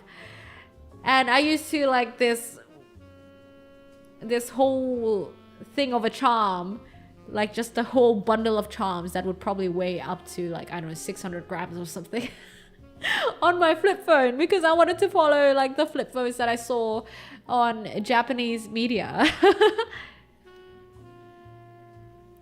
How does a man obtain Riz these days? Oh, look, okay, that's something I want to talk about. Hold on, oh my god, stop redeeming. There's no more RR redeems, right? Never mind. Yeah, nah, there's no more RR redeems, so we're okay. So, on top of the video essay that I watched earlier about Cillian Murphy, which I also actually just figured out today that his name is Cillian Murphy and not Cillian Murphy. I did not know it was pronounced Killian. Wait, was there an R redeem? I didn't see any. Yeah. I then watched another video about Newt Scamander. How many of you guys watched Fantastic Beasts and Where to Find Them? Hands up.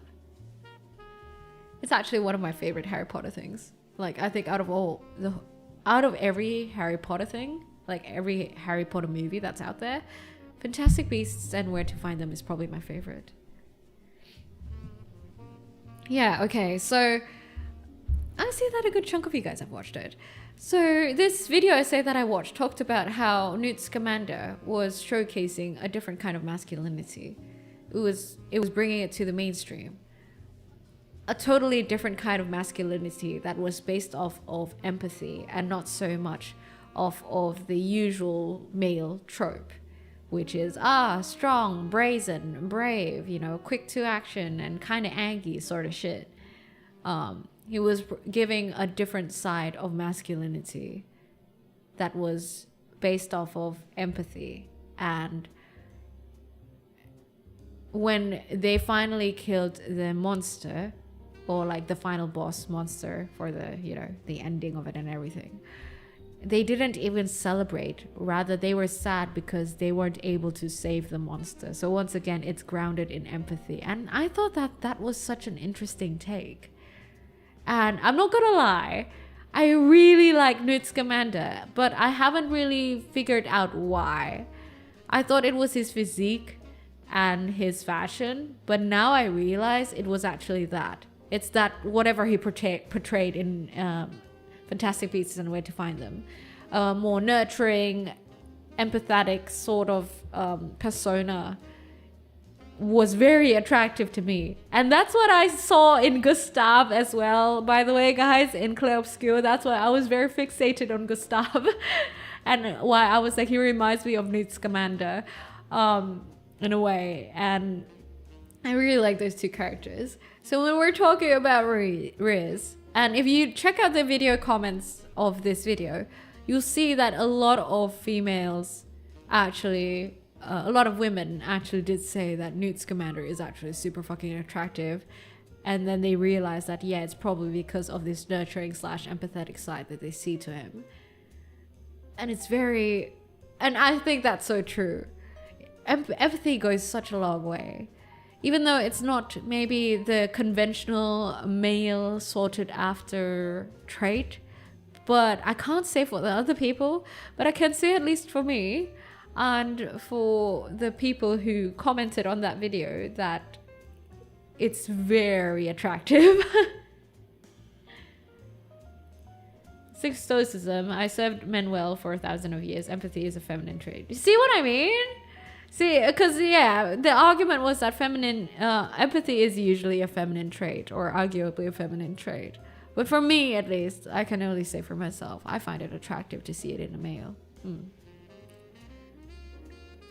I find having EQ, emotional intelligence, EQ, and empathy, and empathy is like the core of EQ, by the way. Being able to relate to people and being able to act accordingly.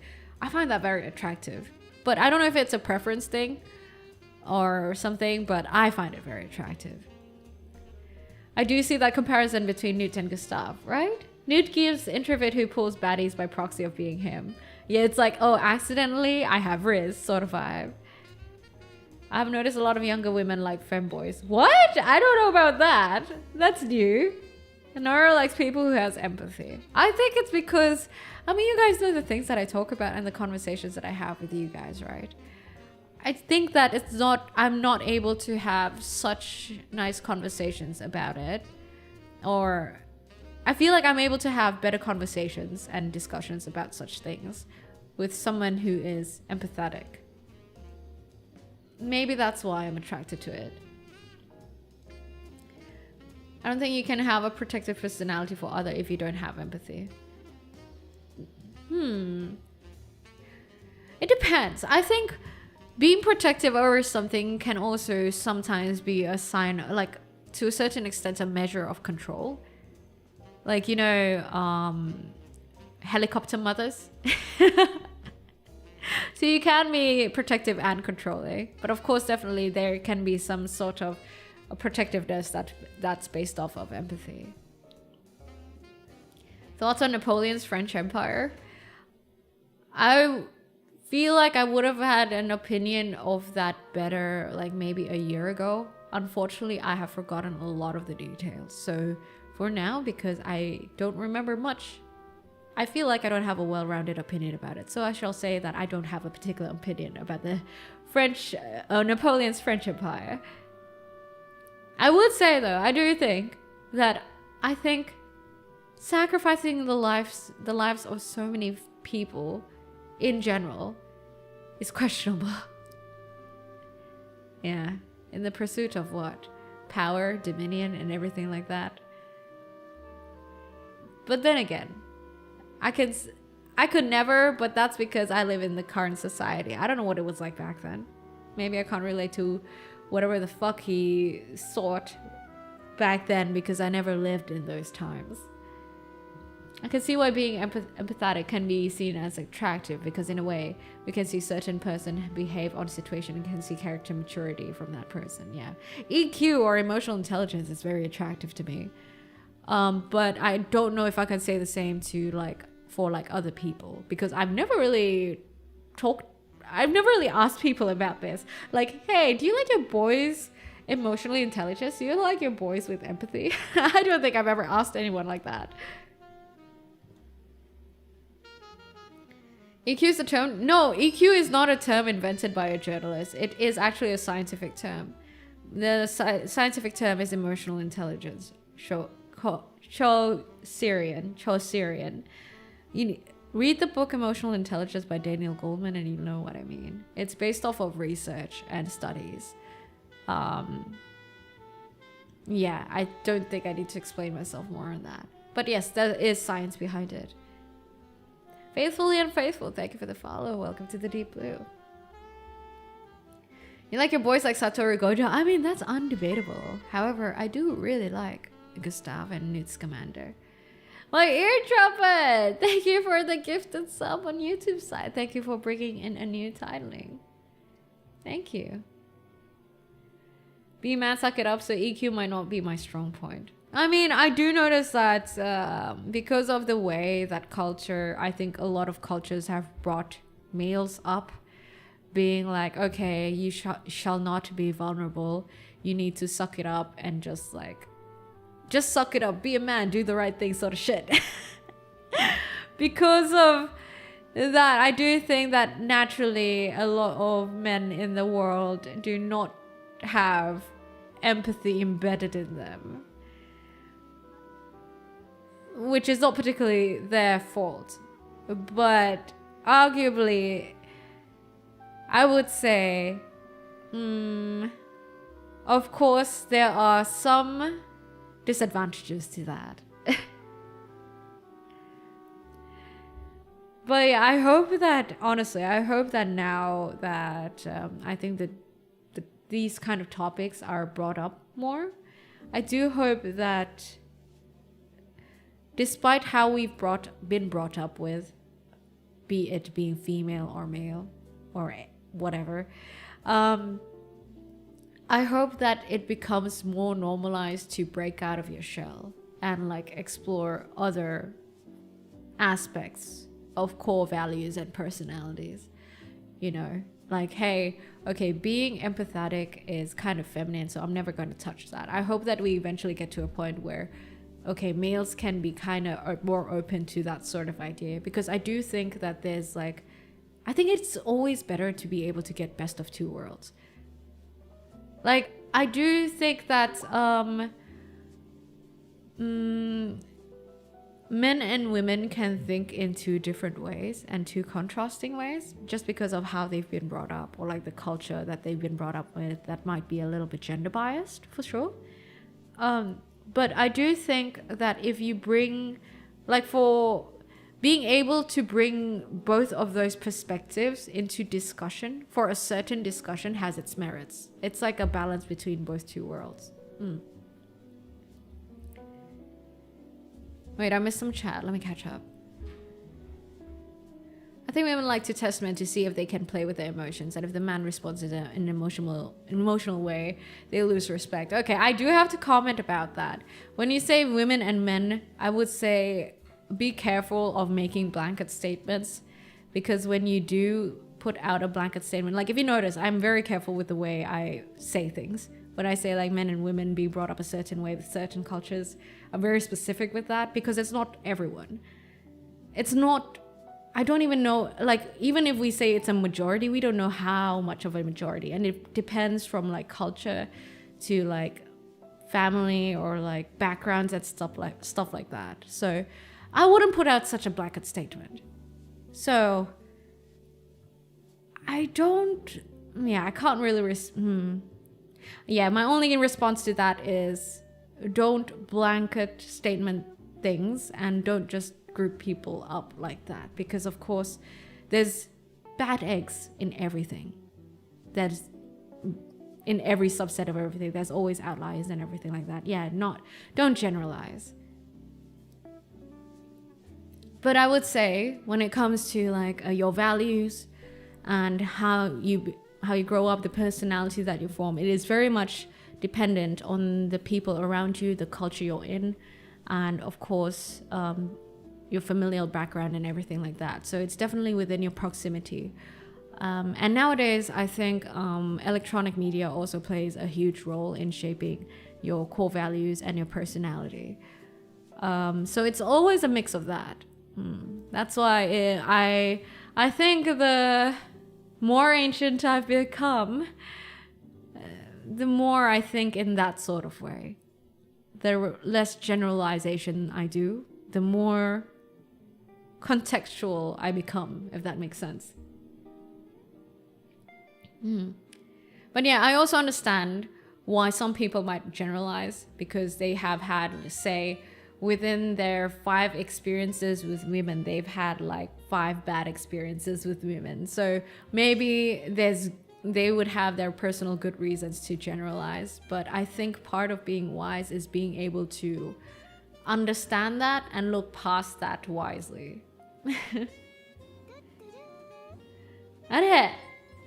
Maya Trumpet Super Chat, arigato. Thank you for your super chat and your contribution towards the shrine. Just want to point out that June is to Catholics the month of the Sacred Heart. Oh, what does that mean? Sorry, I'm not really a religious person, so I don't really know what that means. Mainstream media spreads more hate. I wouldn't say mainstream media spreads more hate, but I would say that the algorithm kind of supports the negative shit on the more extreme opinions, because they get interaction and views.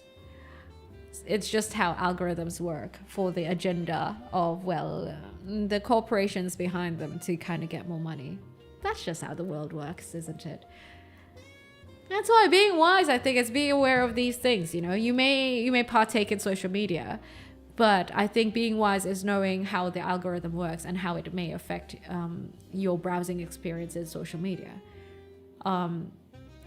Being wise is, even though you've had bad experiences with people, you keep your mind open, because objectively you know that mathematically it's very unlikely that it's going to be constantly like this.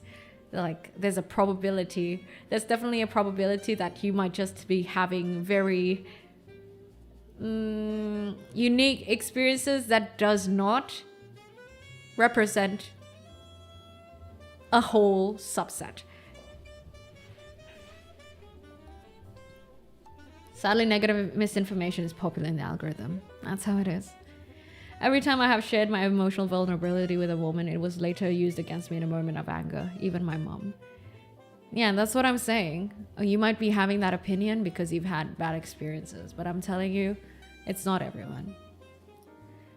Your experiences are very much based on whatever proximity you have with people. So hey, maybe if you move to a different country, to a different city, you might not experience that. That's what I'm saying. That's why I think to generalize like that to a demographic isn't particularly accurate or wise. So when you want to voice those sort of opinions, I think there's good reason to put a little disclaimer on it. So be like, okay, with my personal experiences, this is what I've had. And then we can get a discussion going, right?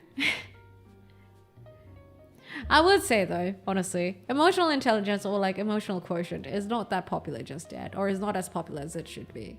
I wish more people knew about it so that they could become wiser and they could have they could be more open in general. But yeah, as Shu says, Chaucerian, I'm sorry you went through that. And I hope that eventually you actually find those experiences that open you up to a different side of it.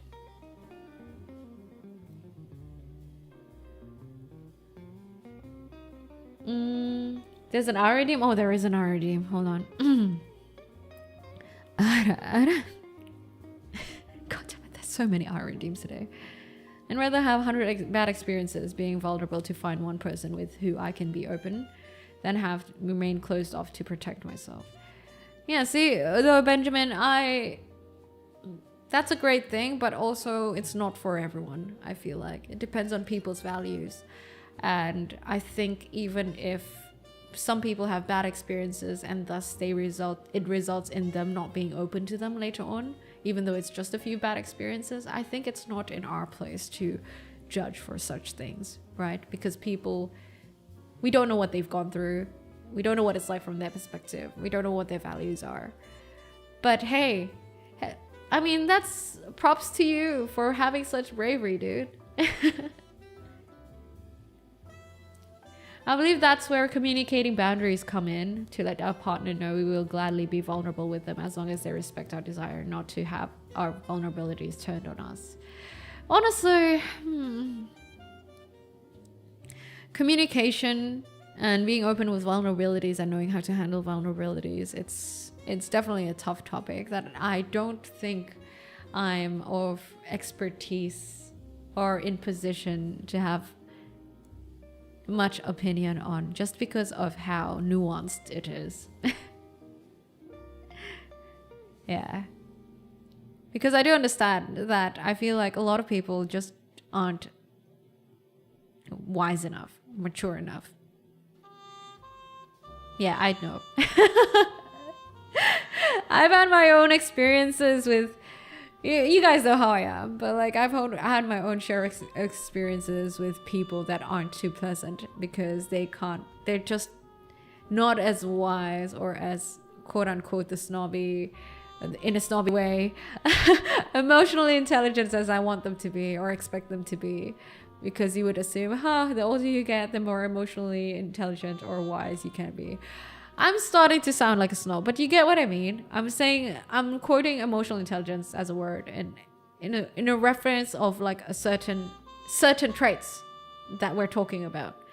One of them being empathy and like being able to mostly empathy and communication, I guess. That's what emotional intelligence is. So I understand if you end up meeting like people in this current day and age who aren't particularly great to deal with or aren't particularly as wise as you would wish them to be.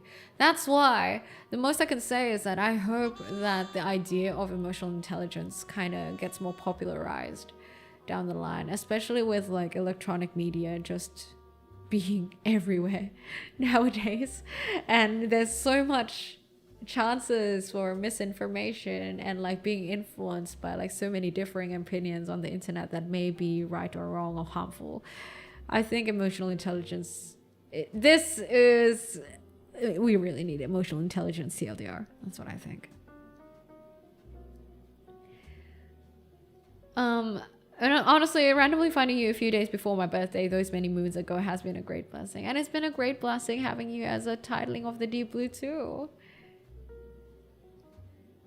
It sounds more like you're interested in someone who's compassionate, which is a rather misunderstood word in general. Mayhaps. I like someone who can communicate. You know what I mean? Can you do a Valley Girl voice? How do I do a Valley Girl voice? Oh my god, I think there's coffee in this Starbucks. Is that a Valley Girl voice? I am new to your stream, but find this conversation interesting. Yeah, I also feel like one of the reasons that I also think that these sort of conversations are not had enough. I wish that more people, it's honestly, these kind of conversations are quite hard to tackle and almost risky when you do it publicly, I guess. But I think thankfully for me, I'm able to navigate these sort of conversations well enough so that I don't get in trouble, because I always try to, Look, the Deep Blue is a place of, as I say it, escapism. I like talking about life, but I also like the escapism aspect of it. Because after all, I'm just an anime girl on the internet. I like good conversations. I like good vibes. But I don't like it when it starts getting controversial. I like good discussions though. So I hope that I'm navigating these sort of conversations right. And I wish these conversations are brought up more by other people. But I do understand that they're quite difficult to navigate. I think one of the hard parts of emotional intelligence is that it takes at least a small amount of effort and work to maintain. In what sense, Benjamin? You shall no longer take things at second or third hand, not look through the eyes of the dead, nor feed on the spectres in books. You shall not look through my eyes either, nor take things from me. You shall listen to all sides and filter them for yourself. That sounds so nice. What is that? Where is that from? Or was that just you? Yes, I am an anime girl, unfortunately. I'm just a sea fox on Essen who serves live talks on the rocks. No, Pro-Butcher, gotta go. But nah, if you gotta go, please do go. Thank you for dropping by, Pro-Butcher. It's good to see you after Diablo 4. It's just nice to see you though, no pressure. I always say this, but like seriously, no pressure if you guys can't come to stream or can't visit the Deep Blue and everything like that. Everyone has preferences and priorities. It's totally fine. I'm not supposed to talk to anime girls? What's wrong with talking with anime girls? But say you see, like, talking about these sort of conversations brings lights to all the different perspectives that you may or may not choose to adopt for yourself. And I like that. I like being able to talk about things with many different contributing perspectives, because I feel like it widens my horizons. Every time I hear something new, I have the choice to be like, okay, maybe that's something I should consider for myself, you know, and then just add it into my stats. Walking the tightropes of emotions, we find ourselves holding onto the staff of hopes and dreams, keeping ourselves safe and trying our best not to look down. That's quite a nice prose, isn't it? Understand, not supposed to be talking to anime girls. It's definitely addictive. I saw someone post on Reddit that VTubers are pretty much a rabbit hole. Like, you stay on, like, you lurk in some VTuber stream for like an hour or 2 or 3, and then suddenly you know everything about them. You know their favorite snacks, their favorite drinks, what they like, what they don't like, their whole lore. Suddenly you know so much about them, and you're just stuck in that rabbit hole. In order for me to remain empathetic and to be open with others... Oh, sorry, I missed that. That disappeared. In order for me to remain empathetic and to be open with others, I have to make sure I think about that. I was raised to not do that, so I have to fight against that. That's fair. For me, empathizing with people is easy, meaning I have an easier time imagining what it'd be like or not be like in their position, I guess, because I can think from various angles for some reason. I guess that's just how I grew up. But for me to be deliberately thinking about other people and care for them, for example, like, hey, I don't know, I have this thing where it's very hard for me to maintain friendships, because if they're not face to face and right in front of me, I have a hard time talking to people. Like, even on streams versus me on Discord, like me on text versus me on stream is very different. I'm just that sort of person. I prefer talking face to face, or like, you know, like in the present, and that's how I can be myself the most. Practicing deliberately caring for people who aren't right in front of me or presently in front of me is a tough thing for me to do, which sucks. I wish it wasn't. Because sometimes I see people who are able to do such things effortlessly, but I can't. I'm trying to learn ways to do so. So I kind of understand from that perspective, I guess, Benjamin. Like empathizing for me is not hard, but like being able to give attention to other people and care for other people who aren't directly in front of me is hard. One thing I love about the Deep Blue is learning new perspectives that I would have otherwise never considered. Yeah, and you guys also are part in contributing to that. So it's also thanks to you guys. I suddenly realized I haven't been myself for the past years, and I'm starting to get back to myself, like exercising and do stuff I like drawing, voice acting, making YouTube videos. And that's good. That's good, Night Shadowblade. And we're all proud of you for being able to do that. It's risky talking to anime girls that might talk back. Oh no. I think having emotional intelligence involves being able to control your emotions and calmly discuss your boundaries. Often overly sentimental people seem emotionally immature to me. Emotional intelligence is a whole topic to unpack. But yeah, the common denominator is definitely self-awareness. I think that's the core of emotional intelligence. It's self-awareness and empathy. So it's awareness of yourself and awareness of other people. But you can't have empathy if you don't know what you're feeling yourself. So definitely the core of it, the root of it, is self-awareness. So people with little self-awareness, where they don't know what they're feeling and they don't know why they're feeling things and they can't describe their feelings, they tend to be less empathetic. That is at least from what I've read. I would suggest that if you guys are interested in learning more about emotional intelligence, look up like summaries about the book Emotional Intelligence by Daniel Goleman, or read it yourself. Though to be honest, the book is quite hefty. It's quite a tough read. Even I haven't finished reading it, so mayhaps you might be better off finding summaries of it. For example, there are some apps that do book summaries, such as Uptime. If you want to learn more about emotional intelligence, it's really fun stuff, really intriguing stuff to learn about. At least for me. I don't know about you guys, but I love that shit. Hi there, Fifth. Although it's obvious I am a fire type fox, I am not above speaking to a water type. If they're captivating, you have my attention. Then, am I captivating? Do I have your attention? Having empathy is important in my job as a technical support engineer. Got good feedback and one of my clients called me a bro. Oh, that's nice. Isn't that like such an endearing thing? That's such a cool memory. Your model looks so beautiful. Why, thank you, Hades. Thank you. When I hear talking to anime girls nowadays, I think AI chatbots. I've been wondering. I wonder if there's an AI chatbot of me.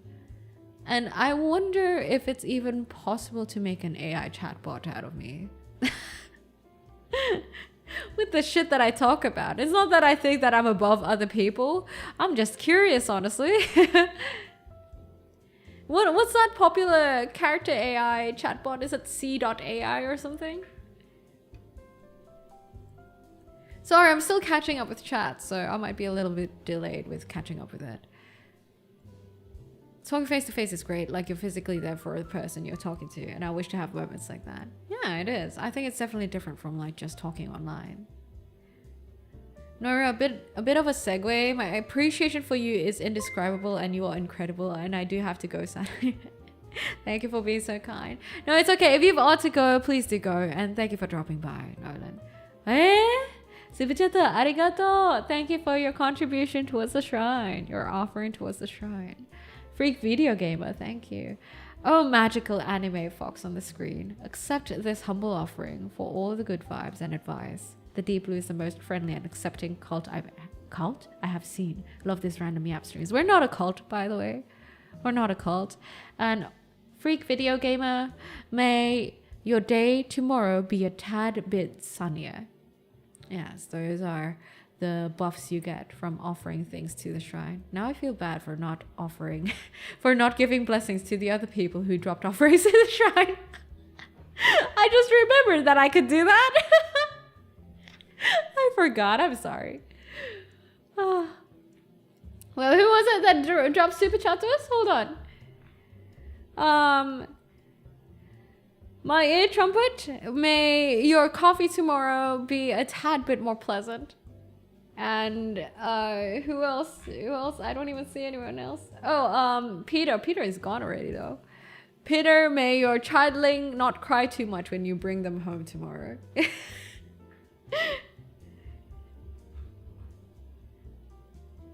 It's good having books like that. A good chucking book pays for itself.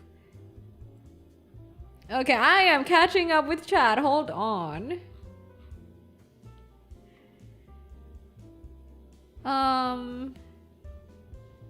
There might be AI chatbots of you, but the way generative AI is, I doubt it'd be an accurate representation of you. Gen AI is decent at mimicking characters, but not really at copying humanity. And that's the thing, like, thinking of it from like a technical sort of perspective, how would you even guide an AI to be able to replicate me if these AIs haven't even lived a life themselves? And what I talk about is a lot about life. How would you expect something that has never lived life to replicate life? Daniel Goleman was an NYT journalist when he wrote Emotional Intelligence. He did have a degree in psychology. Yes, but one thing that Daniel Goleman did was also he referenced everything from studies and everything like that, which I do truly appreciate. And even if you don't agree with some of his views, I think that the book itself provides a very good perspectives and talking points for you to consider. So it's like an additional discussion point, I guess, for you to consider. At least that's what I think. We wish him a sunny day. What if they don't like the sun? Who doesn't like the sun? Do you guys not photosynthesize? The daylight sun is so nice, you guys. I need more Valley Girl Noira in my life. Why? Obviously, every other titling hated the Valley Girl I did.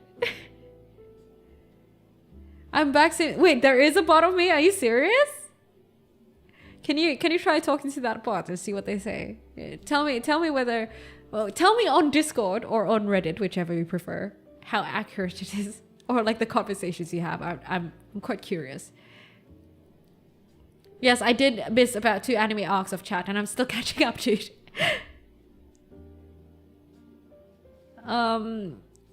What we define as life, in my opinion, a difference between an ant and an AI bot is not big. No, it is. I think it's very big between an AI and an ant. An ant has its own instincts. And I don't know about feelings. I don't know about that. But it has its own instincts and its own life and its own set of experiences. AI has a bunch of code and man hours or AI hours or like whatever processing hours it has. I think that's a huge difference. Meaning AI can only replicate experiences, but they cannot come across new experiences in a way. They cannot come across new things organically. An ant still can because it has a life of its own and its own autonomy. AI is very much based on programming and whatever it's coded to be, it's based off of that. So I think there is a huge difference in that sort of sense. AI doesn't have its own sense of self, I guess.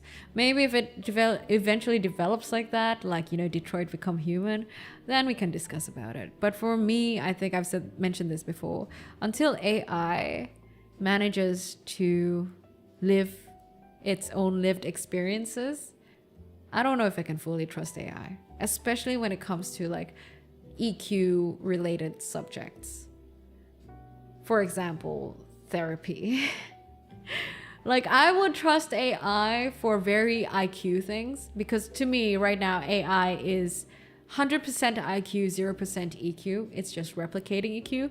So I would trust AI with 100% EQ things. For example, if you want an AI to summarize a book, they're good at that.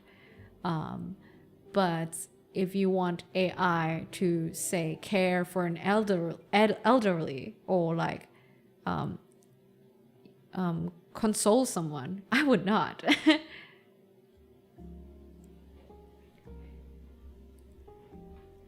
The bot only has 137 messages by the looks of it. Is there like, does it mention who the creator is?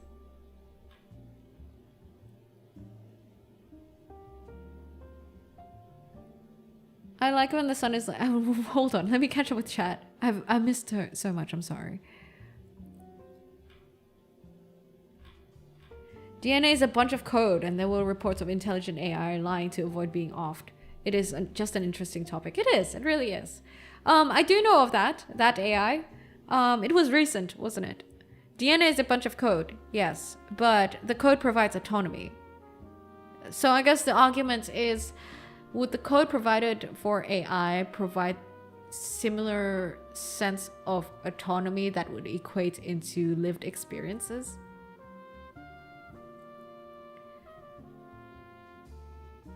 AI has to be censored and restrained. Its access also has to be limited. If AI were to become self-aware, its capabilities and learning capacities would give it a technological advantage over the smartest humans, and eventually, if given proper access, could do unimaginable, even horrific things. So according to this Nobel laureate discussion that I watched on YouTube, one of the things that makes AI scary is the fact that AI is the first piece of technology that we allow to make its own decisions. That's the scary thing about AI. Yeah. Every other technological advancement we've had, it doesn't really make its own decisions. There's usually humans overlooking it, you know, with the press of a button or something. But with AI, we're allowing AI actually enroach into decision making. And sometimes humans are starting to trust AI for decision making, and that's the worrying part of it. Yeah, that's a very interesting discussion, by the way. It's like this whole YouTube video. I think it's like an hour long of like top Nobel laureates actually just talking about their own subjects. And then AI was also part of the discussion, and they all had like very interesting POVs about it.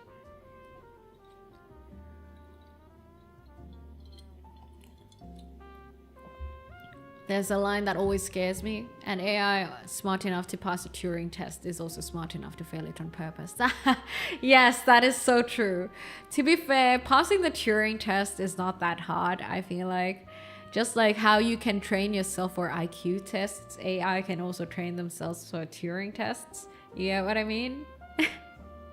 So the Turing test technically isn't a reliable test method, just like how the IQ test can arguably not be reliable just because you can study for it. But yeah, that's a whole ass discussion. Funny that we always get back into the discussion of AI, which is something I like talking about, to be honest. It's very interesting and intriguing to me. Blazzy, what's up? Welcome to the Deep Blue.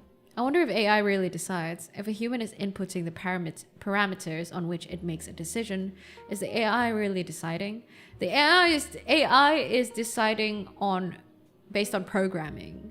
The problem is that humans are starting to give the button to the AI, right? So I think one of the things that the Nobel laureate mentioned is like, okay, let's talk about like nuclear technology. Back then, if you wanted to nuke someone, it'd still be a person with a button, meaning it's based on human decision making. Now think of it as, okay, this isn't straight from the Nobel laureate discussion. This is me paraphrasing, not even paraphrasing, but this is my conclusion of it. So in the current sense, it's as if we're giving the button to AI nowadays. We're kind of relenting decision making to AI, and that's what's scary about it.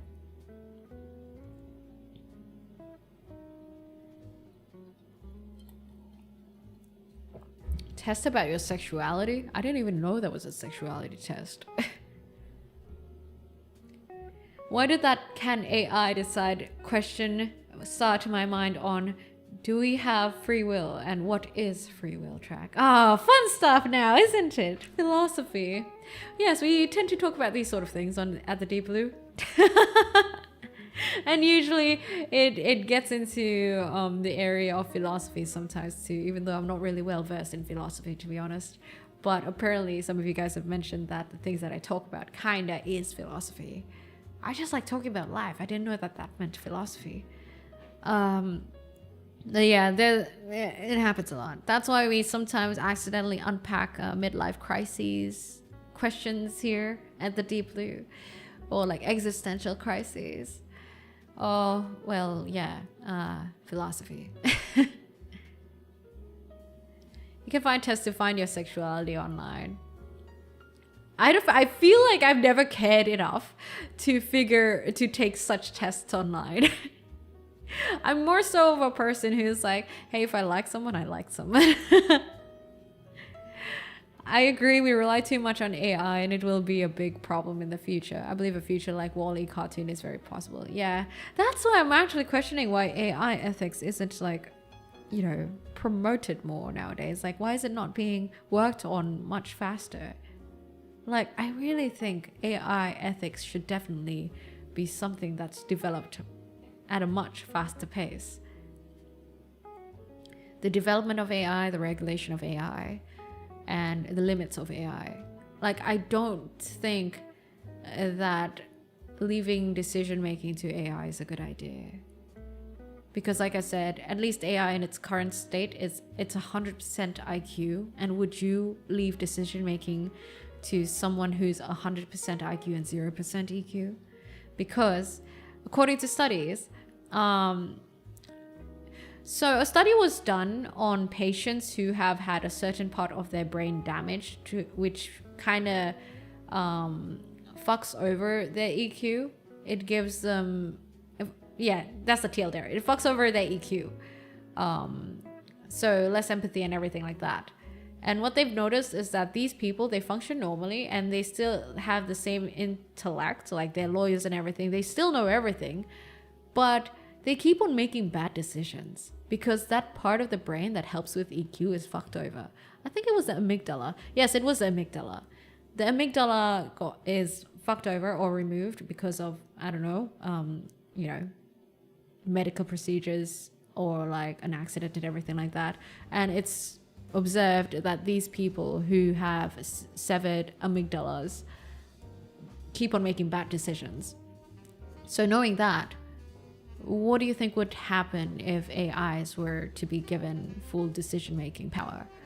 I actually asked that question to a neuroscientist friend of mine, but he never replied, which is sad because I'm very curious to know what he thinks about that from a neuroscientific sort of perspective. AI, knowing that a person with a severed amygdala can be making such bad decisions, what does he think about AI? German Tree, thank you for the follow. Welcome to the Deep Blue.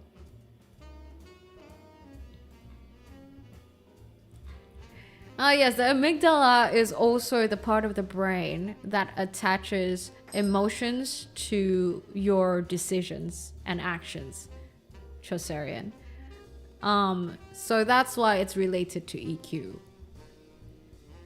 Lazzy, thank you for the follow. Welcome to the Deep Blue. I saw an interesting discussion on whether or not AI was ruining education. It does all your research for you and can even write the essay. I think I saw they submitted a ton of AI papers, 98% got by. I think I actually had a little clip about that where is AI making us less wise? I think that was the name of the video. And yeah, my argument for it is that you Google searching something or looking for something up at the library is a totally different experience to well, having an AI find your answers. Because one, when you're looking something up, you're the one making the decision of which information to legitimize for whatever you're doing.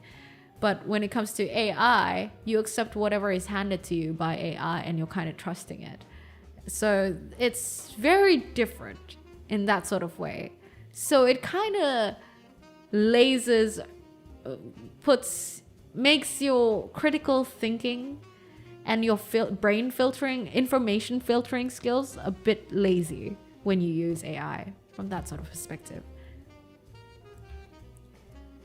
And philosophy is basically people trying to understand life, so it makes sense that talking about life would end up going into philosophy. Yeah, I guess so. I guess so. Ah, are you at work already, Jackson? An AI makes choices based on the code it was given, but are humans not the same? We make our choices based on the experience and nurturing of our parents gave us. They wrote our code.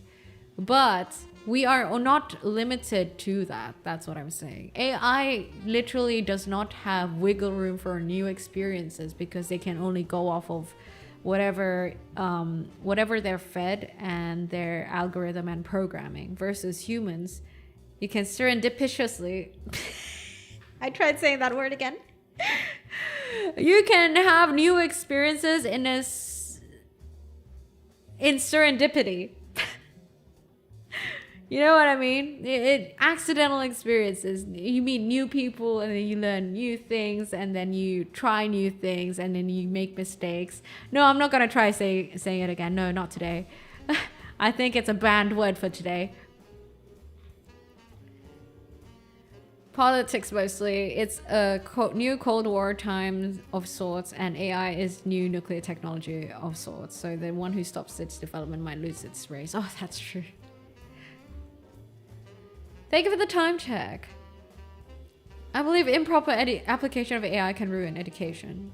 Yes, I do. That's the key. Improper application of AI. I do think that there are many great ways to use AI in our current modern environments, like in education, in medicine, in a lot of ways. For example, AI has helped me so much in lawyer speak. Holy fuck. Like writing up agreements and shit like that. I could never.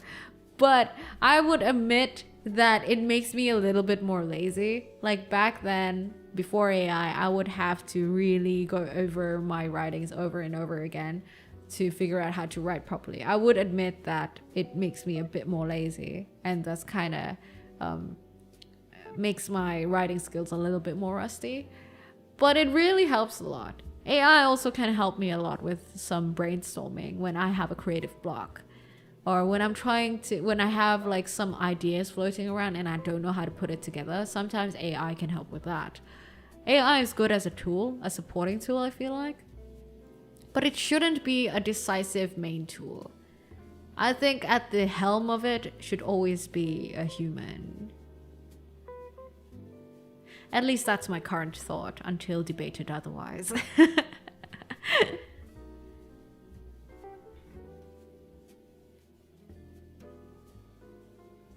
AI can't do research for you.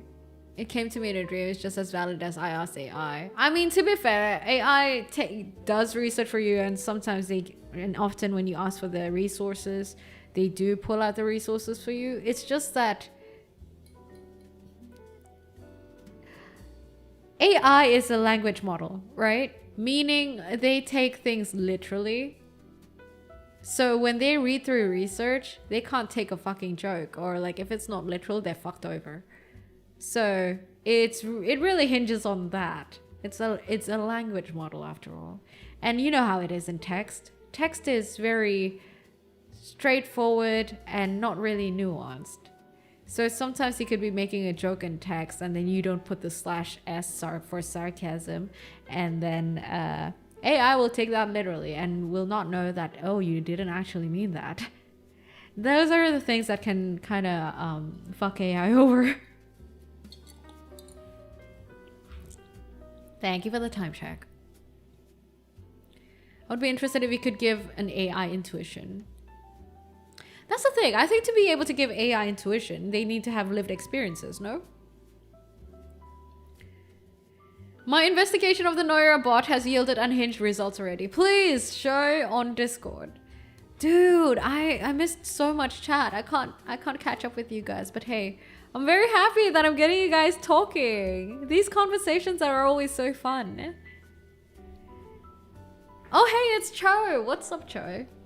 The Cho who recently posted my eyes on Reddit. And I also saw recently my design as well, right? Unless you're a great writer, you can't tell a person's tone of voice from writing. Yeah. Like, especially when it comes to like Writing is so easily misunderstood, man, I swear. I mean, as you can see from Twitter and Reddit, obviously. Intuition is built off lived experience, and not being able to have those makes intuition almost impossible to mimic. Yeah. Great conversations today, guys. I do have to sleep because, well, I have an early thing tomorrow. Oh, I'm trying out calisthenics for the first time tomorrow. So I gotta go to calisthenics class. Tomorrow is a holiday, like a public holiday for me. So I'm trying out calisthenics class. I don't know how I'm gonna... Dude, this weekend I've been so active. On Monday, I did Muay Thai. Yesterday I did yoga and my shoulders hurt. And tomorrow I'm doing calisthenics. And on Saturday I'm doing some indoor cycling. It's crazy. Dude, so many fucking redeems. I cannot. Hold on. Good God. Fuck. I should limit the amount of times that you guys can redeem that. It's so cringy. Mentioned Bumble. Any tips on that? No, unfortunately, no. I've actually never been on Bumble, so I have no tips on it. I'll share the bot nonsense. Yeah. Hey, if you just got here, you can watch the VOD, or hey, do join. If you like the vibes here, I reckon you guys would also enjoy the vibes over on the Deep Blue Discord. So join in if you guys haven't already. It is, let me get it here. You can go to discord.gg/Noira, or here, I'll drop the link right now. I haven't updated it. But join in the Discord if you haven't already. We have thoughtful talks. We have talks that's free for all. Or we actually have these sort of conversations on Discord. We have a dedicated space for it. So if you like these sort of conversations, you can continue them on our Discord. And yeah, basically the Discord is a nice place, and you get to hang with the other tidelings. And we also have like a few gaming sessions coming up. Organized by the very generous Ninja Monkey. So yeah, join in already. Join in if you haven't. Yeah, Astronaut knows what's up. Anyway, guys, I do have to call it. Calisthenics tomorrow is quite early, so I do ought to sleep. So thank you guys for joining in, and I hope you enjoyed today's talks, conversations, discussions, and well, yaps. If you guys like the stream, I'd appreciate it if you drop a follow if you're on Twitch, or subscribe if you're on YouTube. And can I just say once again, thank you so much for everyone who actually dropped some offerings towards the shrine. I appreciate it, and I reckon that tomorrow good things will happen to you guys. And when good things happen to you guys better share it with the Deep Blue. Sly, super chat arigato, and thank you for your offering towards the shrine. And hey, tomorrow your lunch will taste a tad bit tastier. Thank you, Sly. Saving 101, thank you for the follow. Welcome to the Deep Blue. I stream 3 times a week, by the way, guys. Same time, same days every week. That's on Tuesdays, Wednesdays, and Thursdays. At 10 p.m. GMT plus 8 if you're in Southeast Asia. That's at 7 or 9 a.m. if you're in the US without daylight savings. And that's about 3 or 4 p.m. if you're in the EU, once again without daylight savings. If you want to find out more about me, you can on my website, noira.me, and Discord as well. And we also have a subreddit, so join in if Reddit is your thing. The subreddit is r/Noira. Thank you, everyone. Today was truly a very enjoyable conversation. Good whiskey. Good whiskey, good talks. What more can you have? It's perfect. Can I post a bunch of pics of the defense conventions next week on Discord? When you say defense conventions, is it in any way political? That's my concern. If not, then it's fine. You can. Let me find someone to raid, guys. And I hope I get to see you guys on Discord, yeah? Thank you, Crown. Thank you, Armand. Let's see, who shall we raid into? You guys probably want some